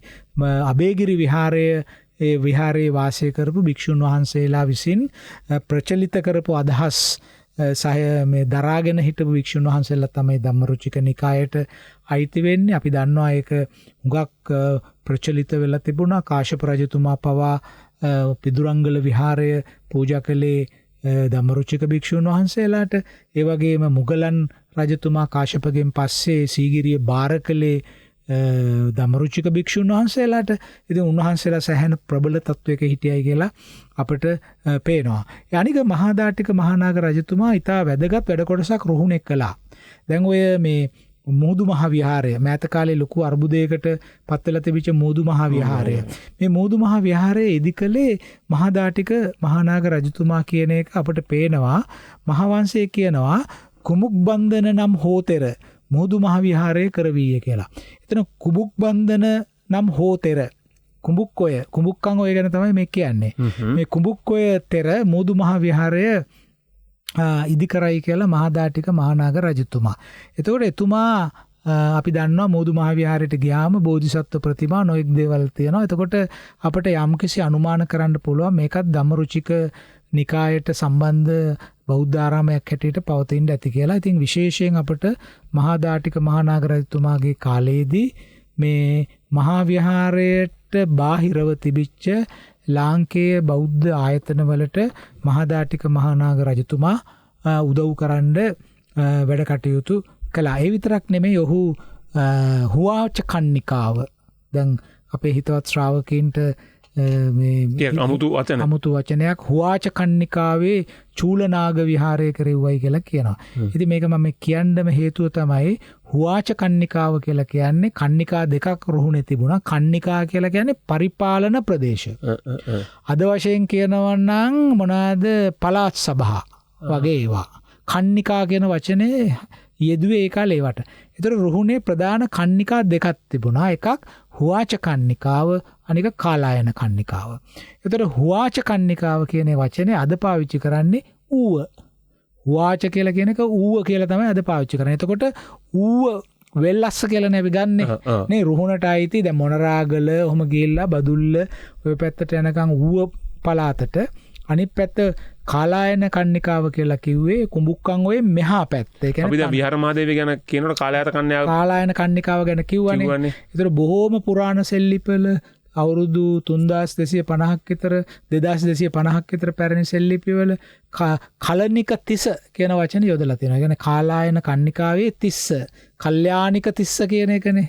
අපි මේ අපේ මං හිතන්නේ 10 වෙනි වැඩසටහනේ විතර මේ මටත් බොහොම දුක හිතන කතාවක් සර් කිව්වනේ විහාර මහදේවිය කැලණියෙන් ගියා කියලා කියන්නේ නුවන්ලගේ කැලණිය නෙවෙයි නුවන්ලගේ කැලණිය නෙවෙයි කාලායන කන්නිකාව කැලණිය කියලා. ඔව් කැලණිය කියලා. එතකොට මේ මහාදාටික මහානාග රජතුමා මේ ඌව වෙල්ලස්ස පැත්තට ඒක නියම රුහුණනේ. ඒක තමයි ගැඹුරු රුහුණ. දැන් අපිට රුහුණ කිව්වම ඔළුවට එන්නේ මේ වැල්ල මඩම පැත්ත රුහුණු විශ්වවිද්‍යාලය තියෙන මේ එහෙමනේ අපිට හිතෙන්නේ. නමුත් ඇත්ත වශයෙන්ම නියම රුහුණ, ඒ කියන්නේ නියම රුහුණ කියලා කියන්නේ පුරාණතම ජනාවාස. ඔය කියන්නේ මහබිම් තැන්න කියන එක ඒ පැත්තට තමයි ආයිති වෙන්නේ. කියන්නේ පුරාණම ජනාවාස ආවේ කුඹුක්කන් ඔය. මැණික්ගඟ, කිරින්දි ඔය, මැණික්ගඟ, කුඹුක්කන් ඔය කියන එක සහ හැඩ ඔය. ලාහුගල තියෙන ඔය නිම්න ප්‍රදේශවල තමයි මේ මූලික ජනාවාස ඇති වුණේ රුහුණේ. ඒක තමයි රුහුණ. ඒක තමයි නියම රුහුණ. එතකොට මේ ඔය පැත්තේ දැන් අපි මෑතකදී මොණරාගල කරපු මේ සමීක්ෂණයේදී අපිට සෙල්ලිපියක් හම්බෙලා තියෙනවා මහාගාම කියන වචනය. දැන් මහාගාම කියලා එකක් තිබුණා තිස්ස මහරාමෙත්. ඒක තමයි අගනුවර. ඒතර මහාගාම කියන වචනේ පොදුවේ රුහුණට හඳුන්වපු නමක් බව අපිට පේනවා. ඔව්.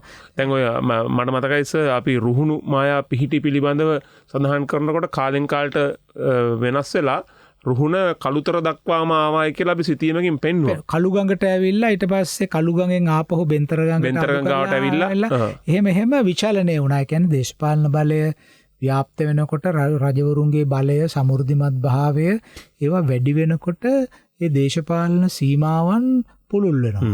ඒ උඩින් උතුරෙන් මලේ කඳු කරේ දක්වාම තිබුණා. ඒ වගේ. එතකොට මේ මහාදාටික මහානාග රජුරු ඒ වගේම තවත් තැනක කියනවා ගල්දිවයින්හි විහාරයක් කරයි කියලා. දැන් බලන්න ගල්දිවයින් ගිරිනේ ගිරි දෙවෙනි. එතකොට මෙයා ගිරි බණ්ඩ පූජාවකුත් කරනවා.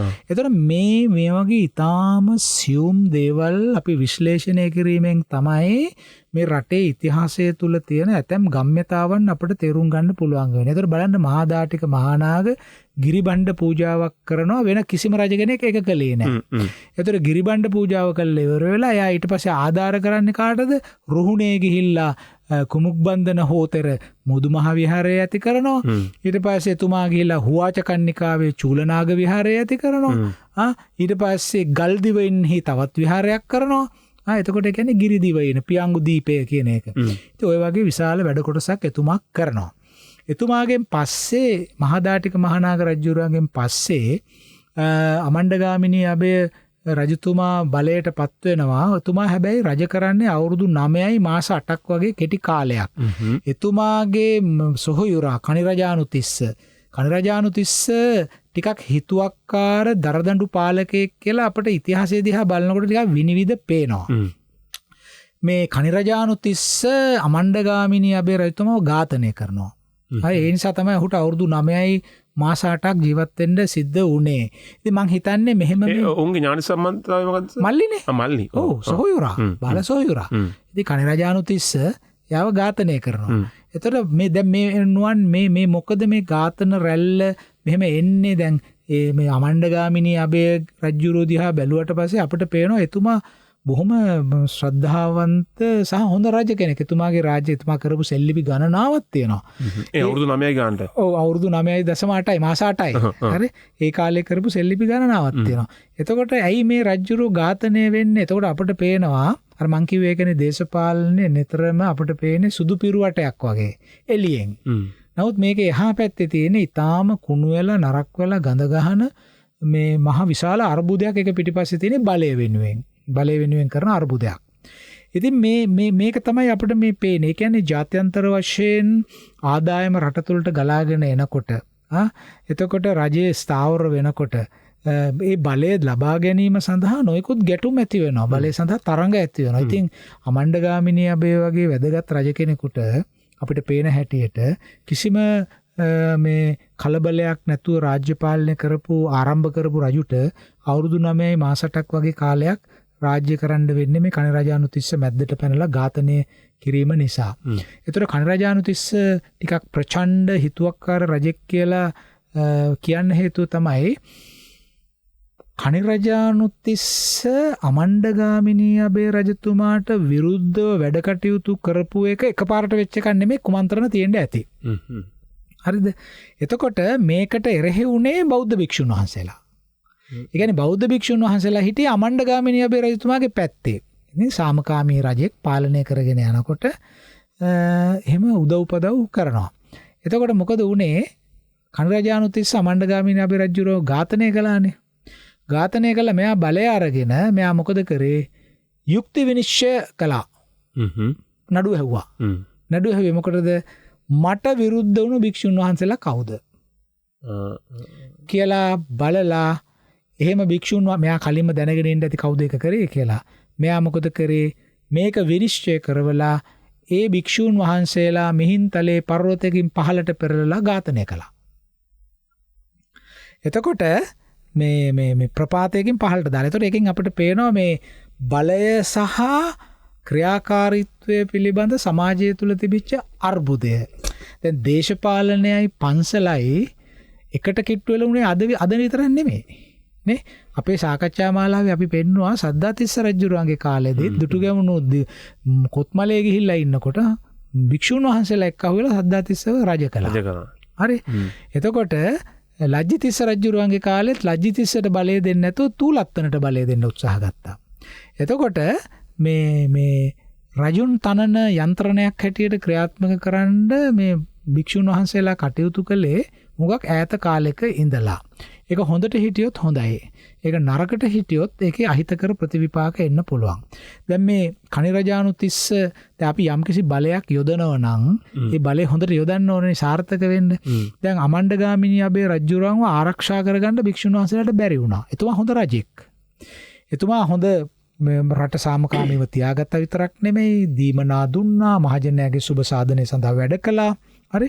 නමුත් මේ එයාව ආරක්ෂා කරගන්න භික්ෂුන් වහන්සේලාට බැරි වුණා. එතකොට කණිරජානුතිස්ස අමණ්ඩගාමිනී අබේව ඝාතනය කරලා අමණ්ඩගාමිනී අබේ රජුරන්ගේ පැත්තගත්ත භික්ෂුන් වහන්සේලාව ඝාතනය කළා. ප්‍රාග්හාරයකින් පල්ලෙහාට දාලා මිහින්තලේ ප්‍රපාතයකින් පෙරලලා භික්ෂුන් වහන්සේලා ඝාතනය කළා. ඒතර අපිට පේනවා එයාට ඊතරම් මේ සාමකාමී රජෙක් නෙමෙයි කණිරජානුතිස්ස බලයට කෑදර කෙනෙක්. එයා බලය උදුරගත්තා. බලය උදුරගත්තා. අමන්නේ ඉතින් කණිරජානුතිස්සගෙන් පස්සේ චූලාභය අවුරුද්දයි රජ කළේ. ඊට පස්සේ සීවලී කියලා බිසවක් හිටියා. අපේ රාජ්‍ය කාල් මේ රාජාවලිය සීවලී බිසව ගැන එහෙම තරම් කතා කරන්නේ නැහැ. සීවලී බිසව ඇත්තෙම කවුද සර්? සීවලී බිසව අමණ්ඩගාමිනී අබේ රජුරුවන්ගේ දියණියක්. සීවලී බිසව. ඒතර සීවලී බිසවට මාස 4යි රාජ්‍ය කරන්න පුළුවන් උනේ. හැබැයි වැදගත්කම තියෙන්නේ සීවලී බිසව විසින් කරපු සෙල්ලිපියක් අපි ලාහුගලදී හොයාගත්තා. ඒ ලාහුගල විහාරයට සීවලී බිසව දීපු ප්‍රධානයක් ගැන. ඒ මාස 4ක කාලෙ. ඒ මාස 4ක කාලයක් තුල. හරි. එතකොට දැන් මේවා තේරුම් කිරීම සඳහා හරි වෙහෙසක් ගන්න ඕනේ. දැන් මාස 4ක කාලයක් තුල දැන් රජය ආය අස්තරාව වෙනවා. දැන් අපිට මතකනේ මකලන්තිස්ස 22යි. එතකොට බාතිකාබේ 28යි. හරි. ඊට පස්සේ ආපු 50යි. මහාදාටික 12යි. අමණ්ඩගාමිනී 9යි. චූලාභය 1යි. සීවලී මාස 4යි. දැන් අපිට පේනවා මේ පරිහානිය කොහොමද යන්නේ කියලා. හැම ස්ථාවර කාලයකින් පස්සෙම අර ස්ථාවර කාලයේදී සමාජයේ අත්පත් කරගත් සමෘද්ධිය කොල්ලකා ගන්න දේශපාලන යාන්ත්‍රණ ඇති වෙනවා.